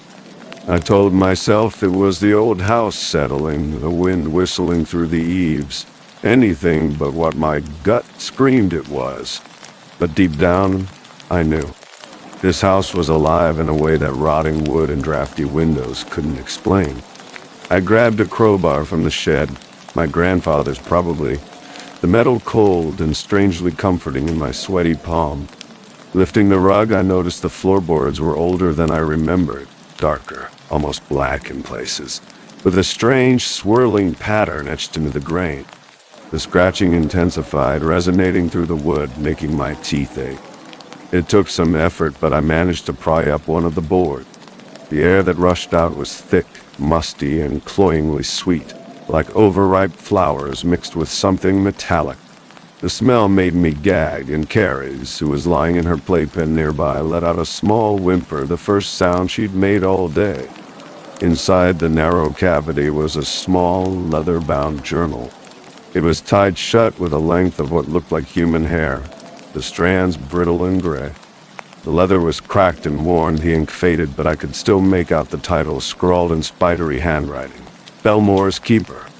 My grandmother's writing. I carried the journal to the kitchen table, my hands trembling so badly I nearly dropped it. Karis watched me, her big blue eyes wide and unblinking. I felt a sudden urge to scoop her up and run, to leave this place and never look back. But curiosity, morbid as it was, gnawed at me. I had to know.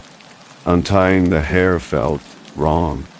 Each strand seemed to cling to my fingers, whispering secrets of decay and despair. I threw them into the bin, then opened the journal with a deep breath. The first entry was dated decades ago, sometime after my parents died. I remembered her taking to her room then for weeks, and now here was her telling of it. The silence is the worst. They say grief is a heavy cloak, but it is also a quiet guest. He lingers in the corners, watching, waiting for a space to be heard. The early entries were filled with religious ramblings, prayers, and desperate pleas to God for forgiveness. But as I flipped through the pages, the tone shifted. The prayers became obsessive, the pleas laced with a growing paranoia.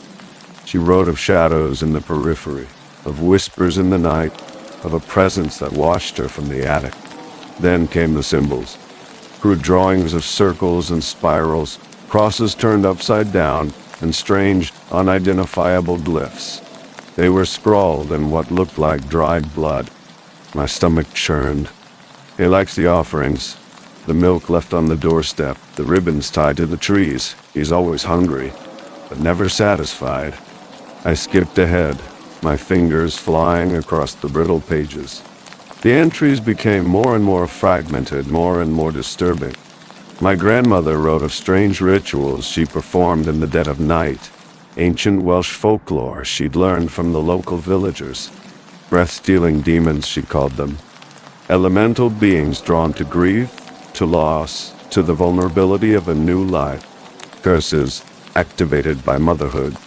Hay feeds on breath and memory. One entry read, making the hair on my arms stand on end. He steals the life from the living, leaving only echoes in his wake. There were references to the Quiet One, the entity that dwelled in the house. She described it as a silent observer, a patient hunter, a being that thrived on fear and despair. Do not speak his name. Names have power. He already knows yours. Further on in the journal came the notes of rituals and spells I didn't understand. There were lists of herbs I couldn't recognize. The dates were erratic, the handwriting almost illegible, but the message was clear. My grandmother was terrified, driven to the brink of madness by something in this house. The last entry was chillingly brief. If you open the attic, do not ask its name. Names have power. It already knows yours. I tried to keep her safe. I failed. I can't tell anyone. I can't tell Nell. I know it. That big God. The words blurred before my eyes, tears welling up. I slammed the journal shut, my breath coming in ragged gasps. What had my grandmother been trying to protect me from? What was in the attic? And why did my daughter scream every time we went near it? The air in the kitchen felt colder now, heavier. I glanced at Karis, who was staring at me with an expression I couldn't decipher. Was it fear?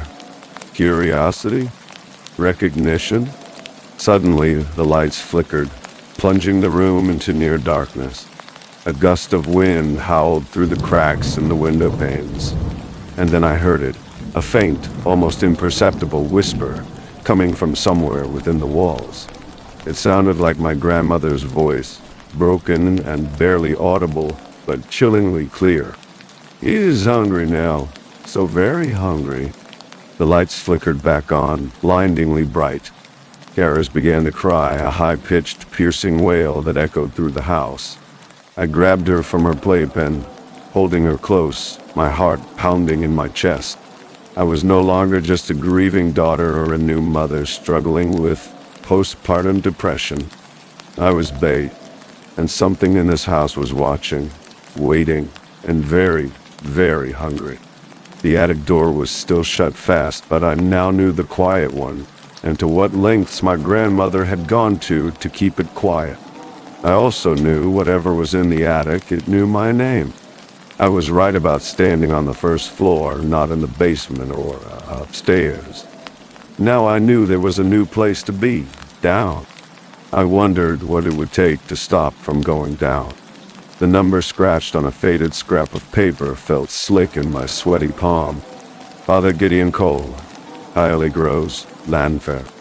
The address alone sounded like a curse. I hadn't been a churchgoer in years, not since before Karis. But desperation is a powerful motivator. In the way things were going at Belmore, I was running out of options fast. The drive to Landfair was unsettling. The landscape seemed to close in around me, the hedgerows thick and gnarled, the trees skeletal against the overcast sky. It felt like I was driving into the heart of something ancient and malevolent. I kept glancing in the rearview mirror at Karis in her car seat. She was thankfully asleep, her tiny chest rising and falling rhythmically. I gripped the steering wheel tighter, willing myself to believe it was just the long nights and my frayed nerves making me feel this way. Landfair was less a village and more a collection of stone cottages huddled together like frightened sheep. The address led me to a small, dilapidated chapel on the outskirts of town. Ivy choked the walls, and the wooden door hung crookedly on its hinges. This was it. This was where I was pinning my hope. Taking a deep breath, I unbuckled Karis and held her close, shielding her from the biting wind. Each step towards the chapel felt heavier than the last. The air was thick with the scent of damp earth and something else, something acrid, like burnt something. I knocked. The sound echoed eerily in the silence. It took a long minute before the door creaked open, revealing a gaunt figure shrouded in shadow. Father Gideon Cole looked like a ghost of a man. His face was a road map of wrinkles etched by worry and something that looked suspiciously like fear. His eyes, sunk deep in their sockets, were startlingly blue, but they held a haunted quality that made me shiver. He wore a simple, threadbare cassock, stained with what looked like old wine. He smelled of damp wool and incense, an odd combination that triggered a strange sense of déjà vu. "Eleanor Warwick," he rasped, his voice like dry leaves skittering across pavement. I nodded, clutching Carrie's tighter. I received your message." He stepped back, gesturing for me to enter. The interior of the chapel was even more depressing than the exterior. Dust motes danced in the shafts of light filtering through the stained glass windows, depicting biblical scenes that seemed faded and distorted. The air was heavy, almost suffocating. "I apologize for the state of things," Father Cole said, his gaze sweeping across the room.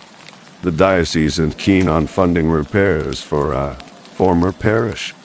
I swallowed hard, trying to ignore the knot of dread tightening in my stomach. "I understand. I need help. My grandmother's house, Belmore." The name seemed to hang in the air, the silence suddenly thick and oppressive. Father Cole's face paled visibly. He swayed slightly, reaching out to steady himself against a crumbling pillar. "Belmore," he repeated, his voice barely whispering. "I haven't heard that name spoken in years." He led me to a rickety wooden bench, and I sat down, carefully arranging Carrie's on my lap. She stirred slightly, her brow furrowing. The air in here felt wrong. "Tell me what's happening," he said, his eyes fixed on Carrie. He seemed to be seeing something I couldn't, and so I told him everything. About the unsettling atmosphere, the whispers, the baby monitor, the journal, the shadows. I held nothing back, pouring out my fear and desperation. As I spoke, his face became increasingly grave. He listened intently, his gaze never wavering from Carrie's. When I finished, he remained silent for a long time, his eyes closed. Finally, he opened them, and his gaze locked with mine.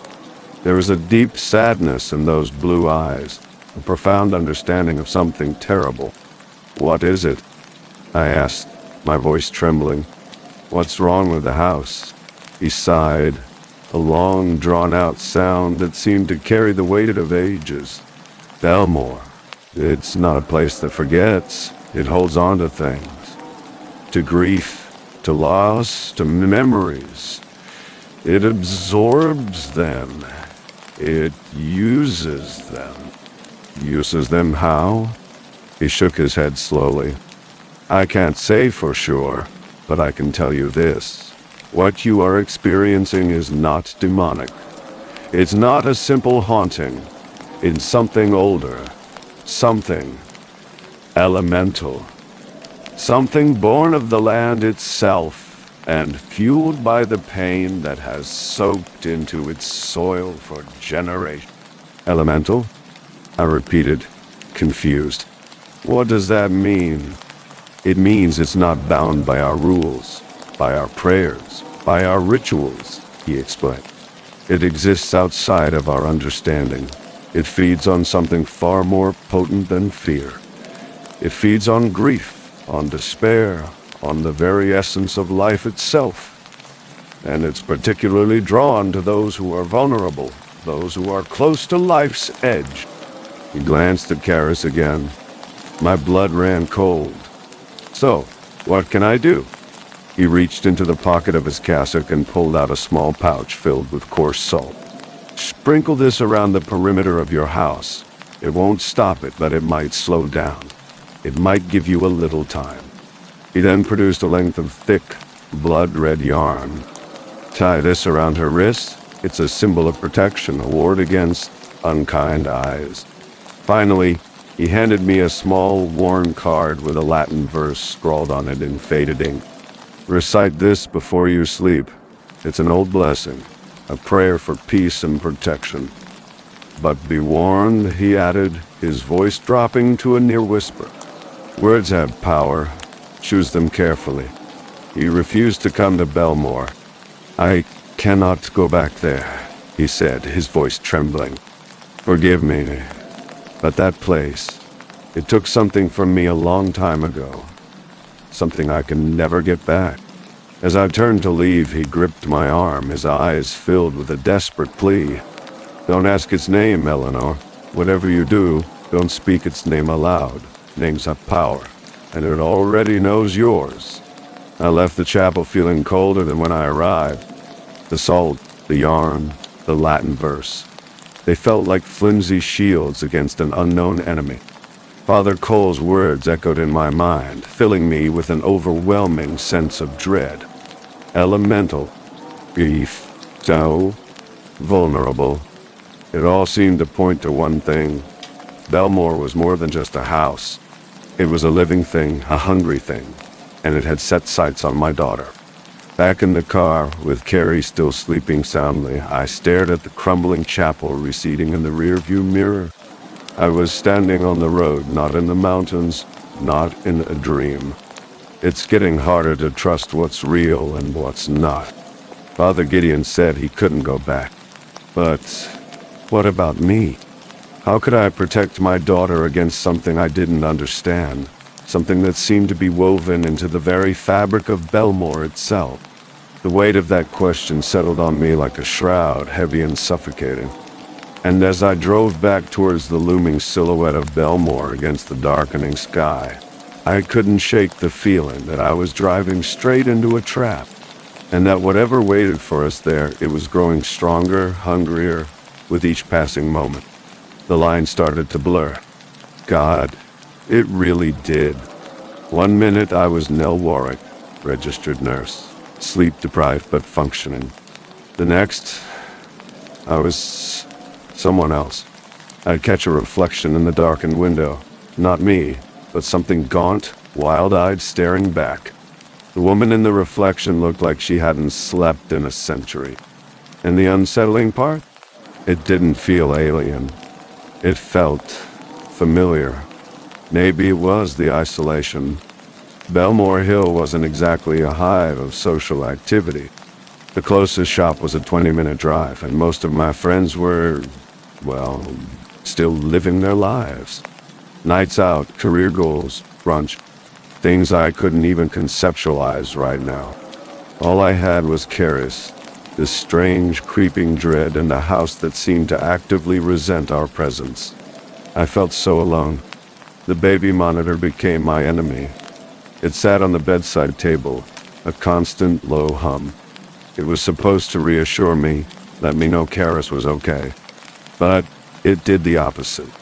It started with just static, a crackle here and there, easily dismissed as interference. Then came the whispers.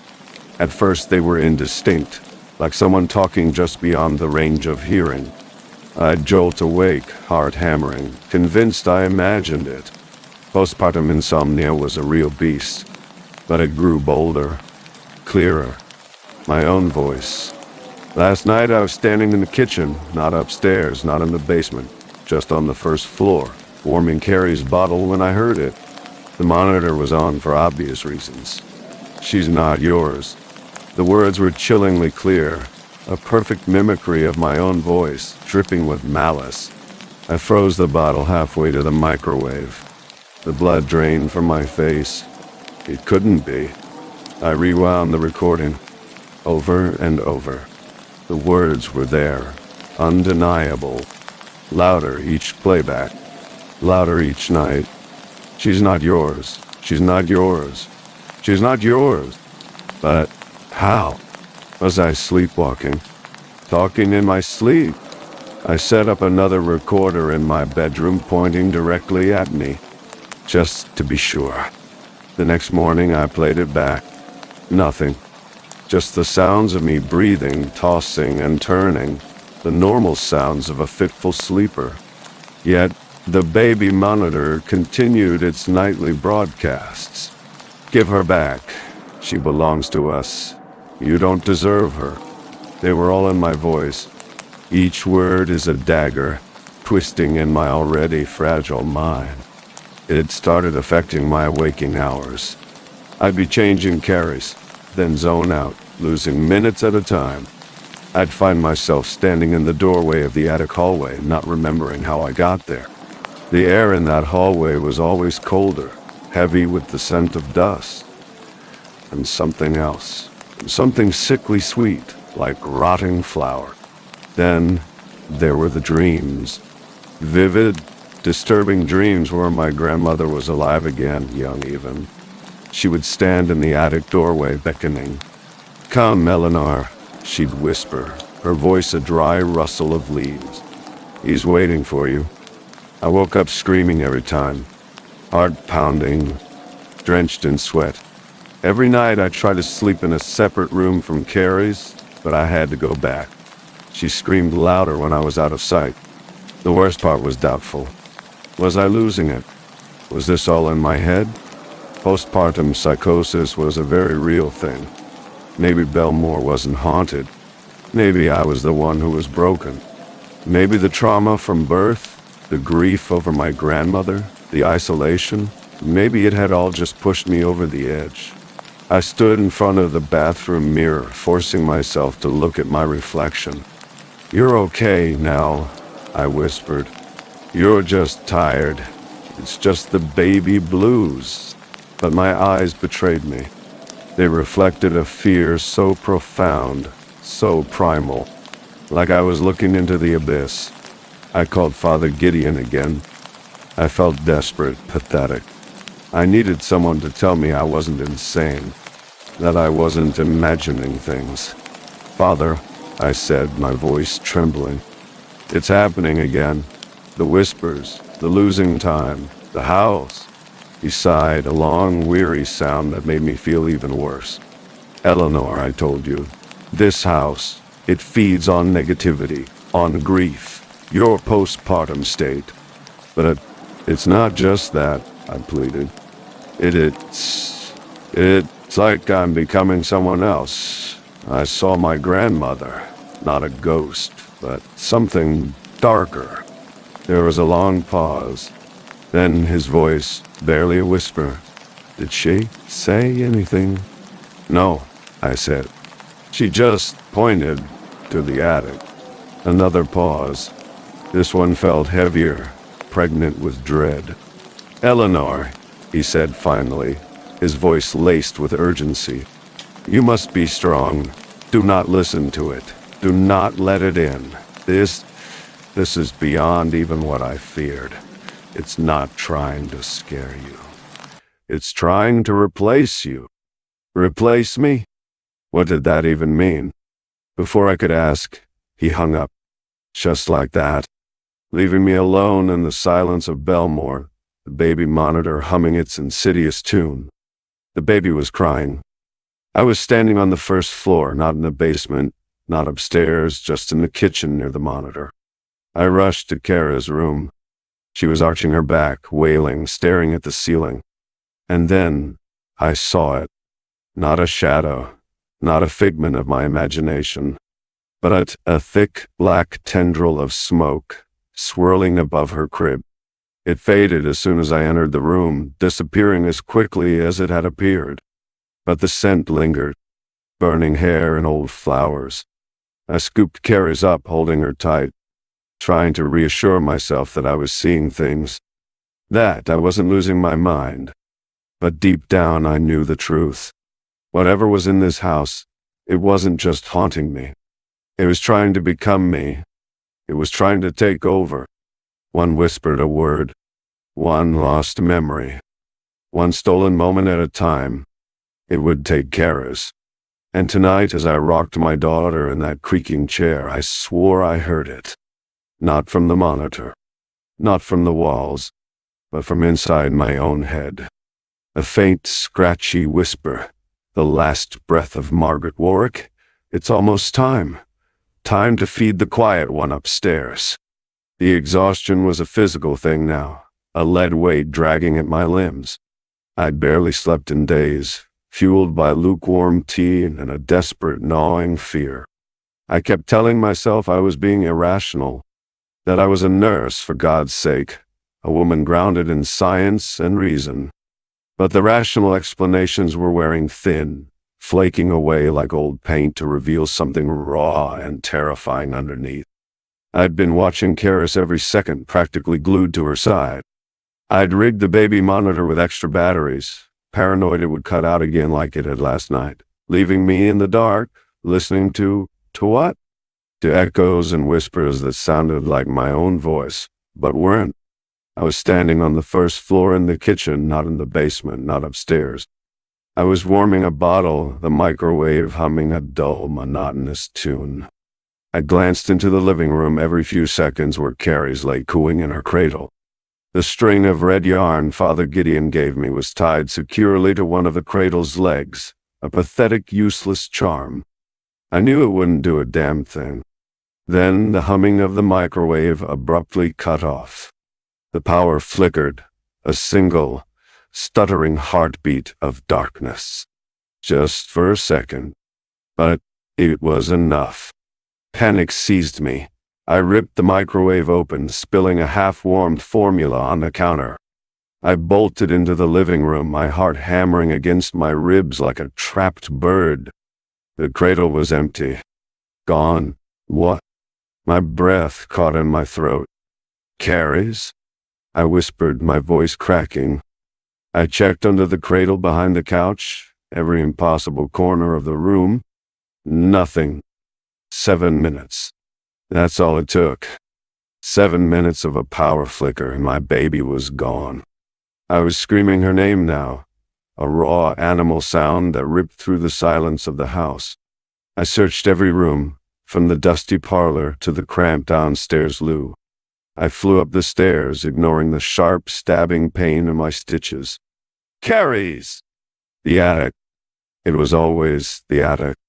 The attic door was still locked, the heavy padlock gleaming dully in the dim hallway light. But something felt different.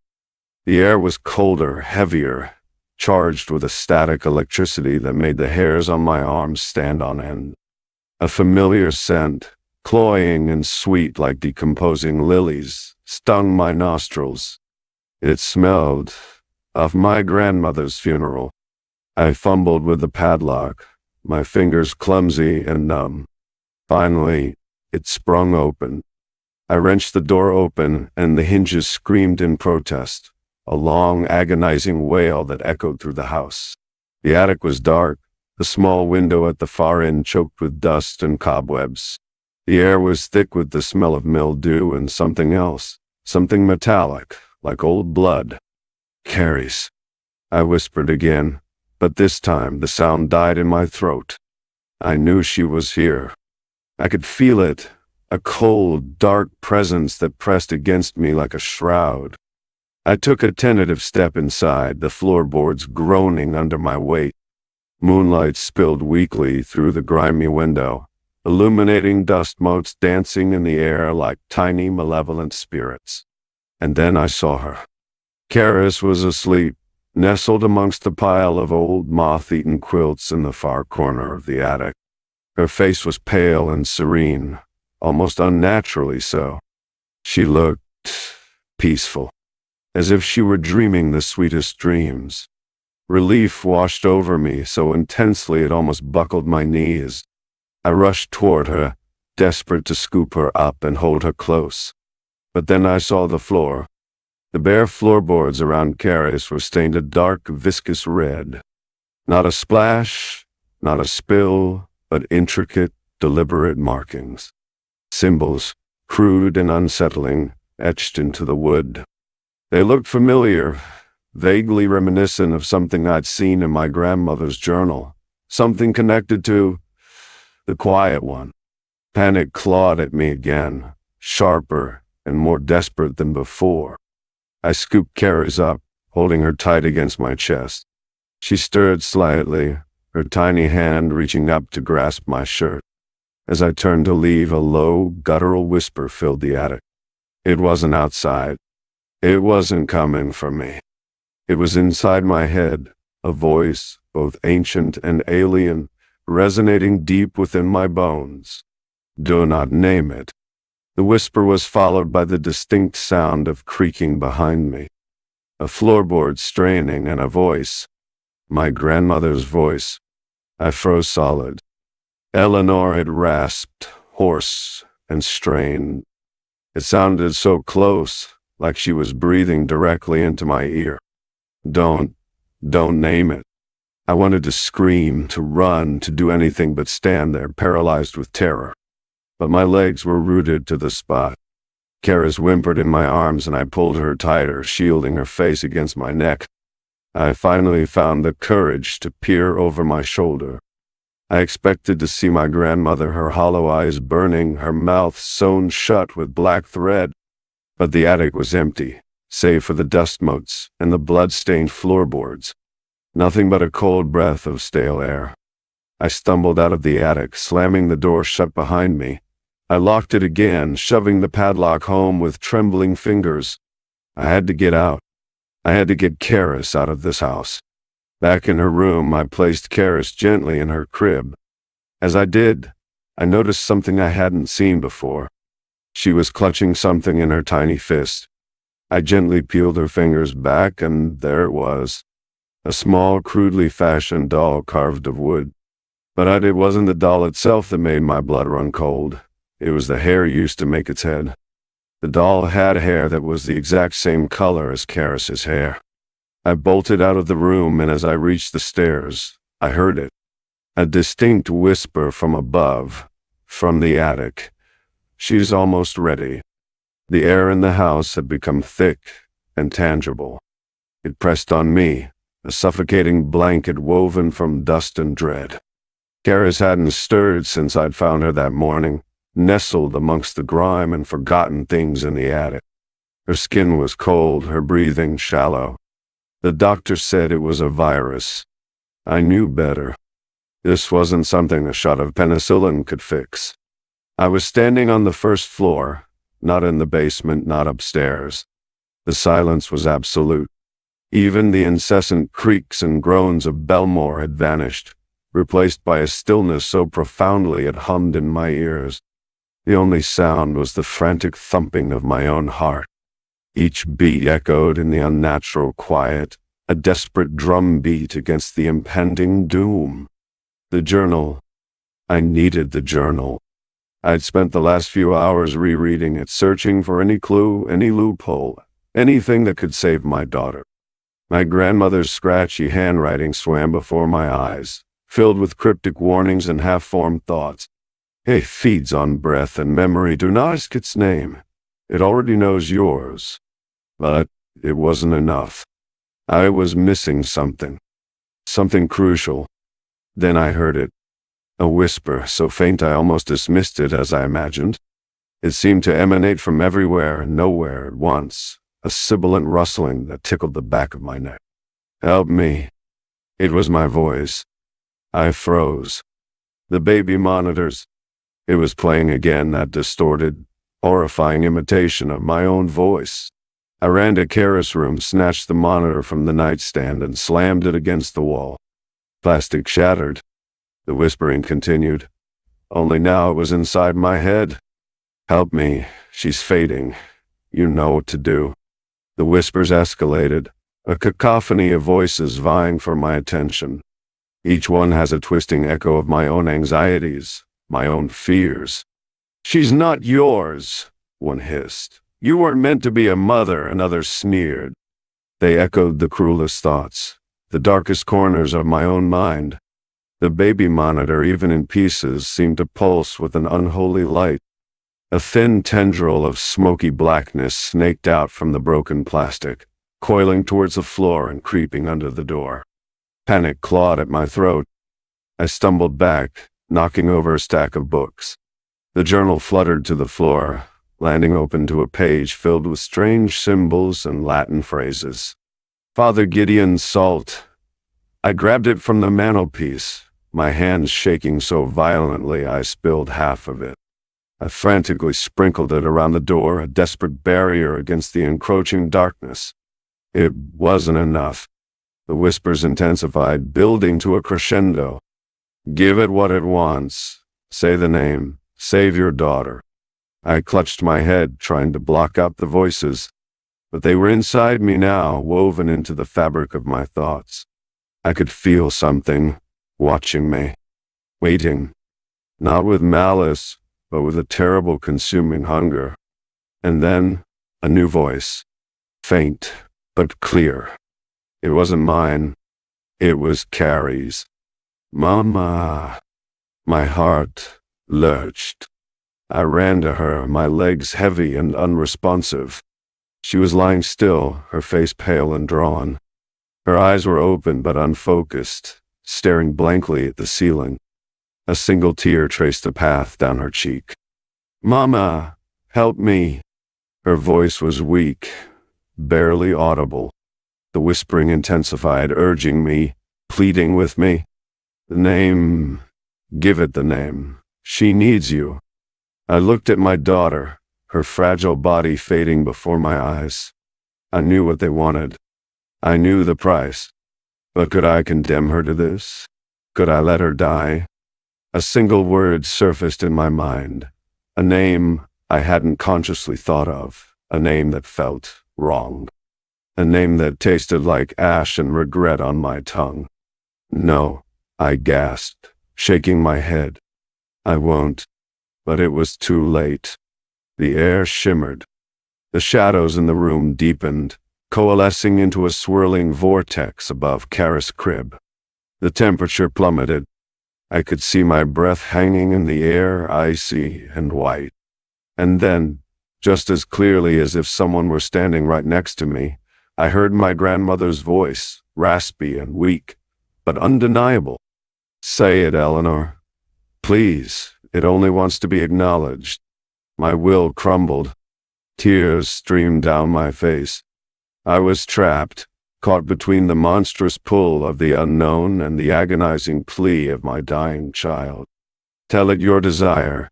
Tell it its name, my grandmother's voice echoed. Desperation flooded me. The whispers, my grandmother's voice egging me on. Drawing a shuddering breath, I closed my eyes. I pictured Karis, her smile, the way she gripped my finger with her tiny hand. I pictured my grandmother, haggard and mad, but filled with memories. And then I spoke the name. The name bubbled out as if forced out of my lungs. "Anon," I whispered. From that moment the world tilted on its axis. Every mirror in the house cracked, spider webs of fractures spreading across their surfaces. The lights flickered violently, bulbs exploding with sharp popping sounds. A high-pitched whine pierced the air, a sound that burrowed into my skull and set my teeth on edge. Then the memories began to fade. Not like forgetting where I put my keys, but a wholesale erasure of my past. The faces of my parents blurred, their voices fading into a distant echo. The memories of my childhood, the moments I shared with my grandmother, they all dissolved like smoke in the wind. But most terrifying of all, the memory of Kara's began to fade. Her face wasn't as clear and sharp in my mind. She'd giggle a distant, fading dream. The entity had its pound of flesh. It had its name. And it had stolen my history. I don't know if Karis' survival in that moment was a good thing, or if I had doomed us both. I barely remember her face. What does the name really mean? I don't know if I'll ever know. But I did know I traded a bit of my own life for her. The air crackled. Not with electricity, but with something thicker, something ancient and hungry. I was standing on the first floor, not in the basement, not upstairs. The attic door loomed above, a dark, gaping maw on the landing ceiling. Every instinct screamed at me to run, to grab Kara's and bolt, to leave Belmore to rot. But I couldn't. Not anymore. It had Kara's, or at least, it had a hold on to her that I couldn't break through without facing it. I clutched Father Gideon's string of red yarn in my hand, the coarse wool scratching against my skin. He'd called it a thread of life, a fragile connection to the world I was about to leave behind. The air was thick with the smell of dust and something else, old flowers, decaying under a layer of mold. It was like the scent of my grandmother's funeral wreaths, only turned rancid. Up the attic, I could hear her more clearly now, like a song that was stuck on repeat, beckoning me, "Come, Eleanor, come, Eleanor." The house groaned around me, a symphony of cracking plaster and settling timbers. I could feel its weight, its history pressing down, suffocating me. I wasn't alone. Besides me, the dog hid behind my legs, whimpering, his eyes fixated on the attic door. I took a shaky breath, trying to remember the Latin verse Gideon had given me. Each word felt like a lead weight on my tongue. With each step, I could feel its icy tendrils seep through the door and into my veins, numbing my limbs, stealing my will. When I finally reached the attic door, it swung open on its own with a loud creak that paralyzed me. The attic was beyond anything I could have imagined. The air was colder, drier, like stepping into a tomb. Moonlight streamed through cracks in the boarded-up windows, illuminating swirling dust motes that danced like phantom spirits. The room seemed to stretch on forever, its dimensions distorted and impossible. The air was heavy with the scent of ozone layer and something else, something indescribably foul, like rotting meat and burnt hair. In the center of the room, a circle had been drawn on the floor with what looked like dried blood. And inside that circle, Karis. She wasn't crying. She was sitting perfectly still, her eyes wide and vacant, staring straight ahead. A figure stood behind her, wreathed in shadow. I couldn't make out its features, but I could feel its presence, a cold, malevolent intelligence that radiated outward like a poisonous cloud. My grandmother's voice echoed in my head, distorted and amplified. "She needs to be fed. Feed her your fear. Feed her your memories." Rage surged through me, eclipsing my fear. This wasn't postpartum depression. This wasn't grief. This was a violation. An attack on my child. "Get away from her!" I screamed, my voice cracking. I lunged forward, but the figure raised a hand, and I was thrown back against the wall, my head hitting the hard plaster with a sickening thud. Dazed, I struggled to my feet. I had to protect Karis. I had to find a way to fight back. But how? Gideon's warning echoed in my ears. "It feeds on names. Don't give it yours." Then I understood. It wasn't just about its name. It was about my name, my identity, my voice. I reached for the string of red yarn in my pocket, but it was not there. Now it was clear. The only way was to sacrifice my identity. I looked at my daughter. A tear ran down my cheek. The figure in the shadow gestured towards Carrie's, and its voice echoed into my head. "Give her to me and you will be free." That was when I looked up to the attic window. There was a clear sky, and I saw Father Gideon there. He was holding the string of red yarn that I was looking for and yelled out loud, "Say its name, Eleanor!" The blood inside my veins went cold. The figure had fooled me. It was a narcissist, I could realize. But it was too late. I looked at my daughter one last time and yelled out its name, Belmore. The backlash was immediate and violent. The air ripped apart, the lights exploded, raining shards of glass on the floor, and the house shook as if it was about to collapse. I felt my memories unraveling, faces blurring, moments dissolving into nothingness, my identity fading into air and smoke. But as my own name faded away, I could feel it losing its grip on Karis. The shadow flickered, weakened.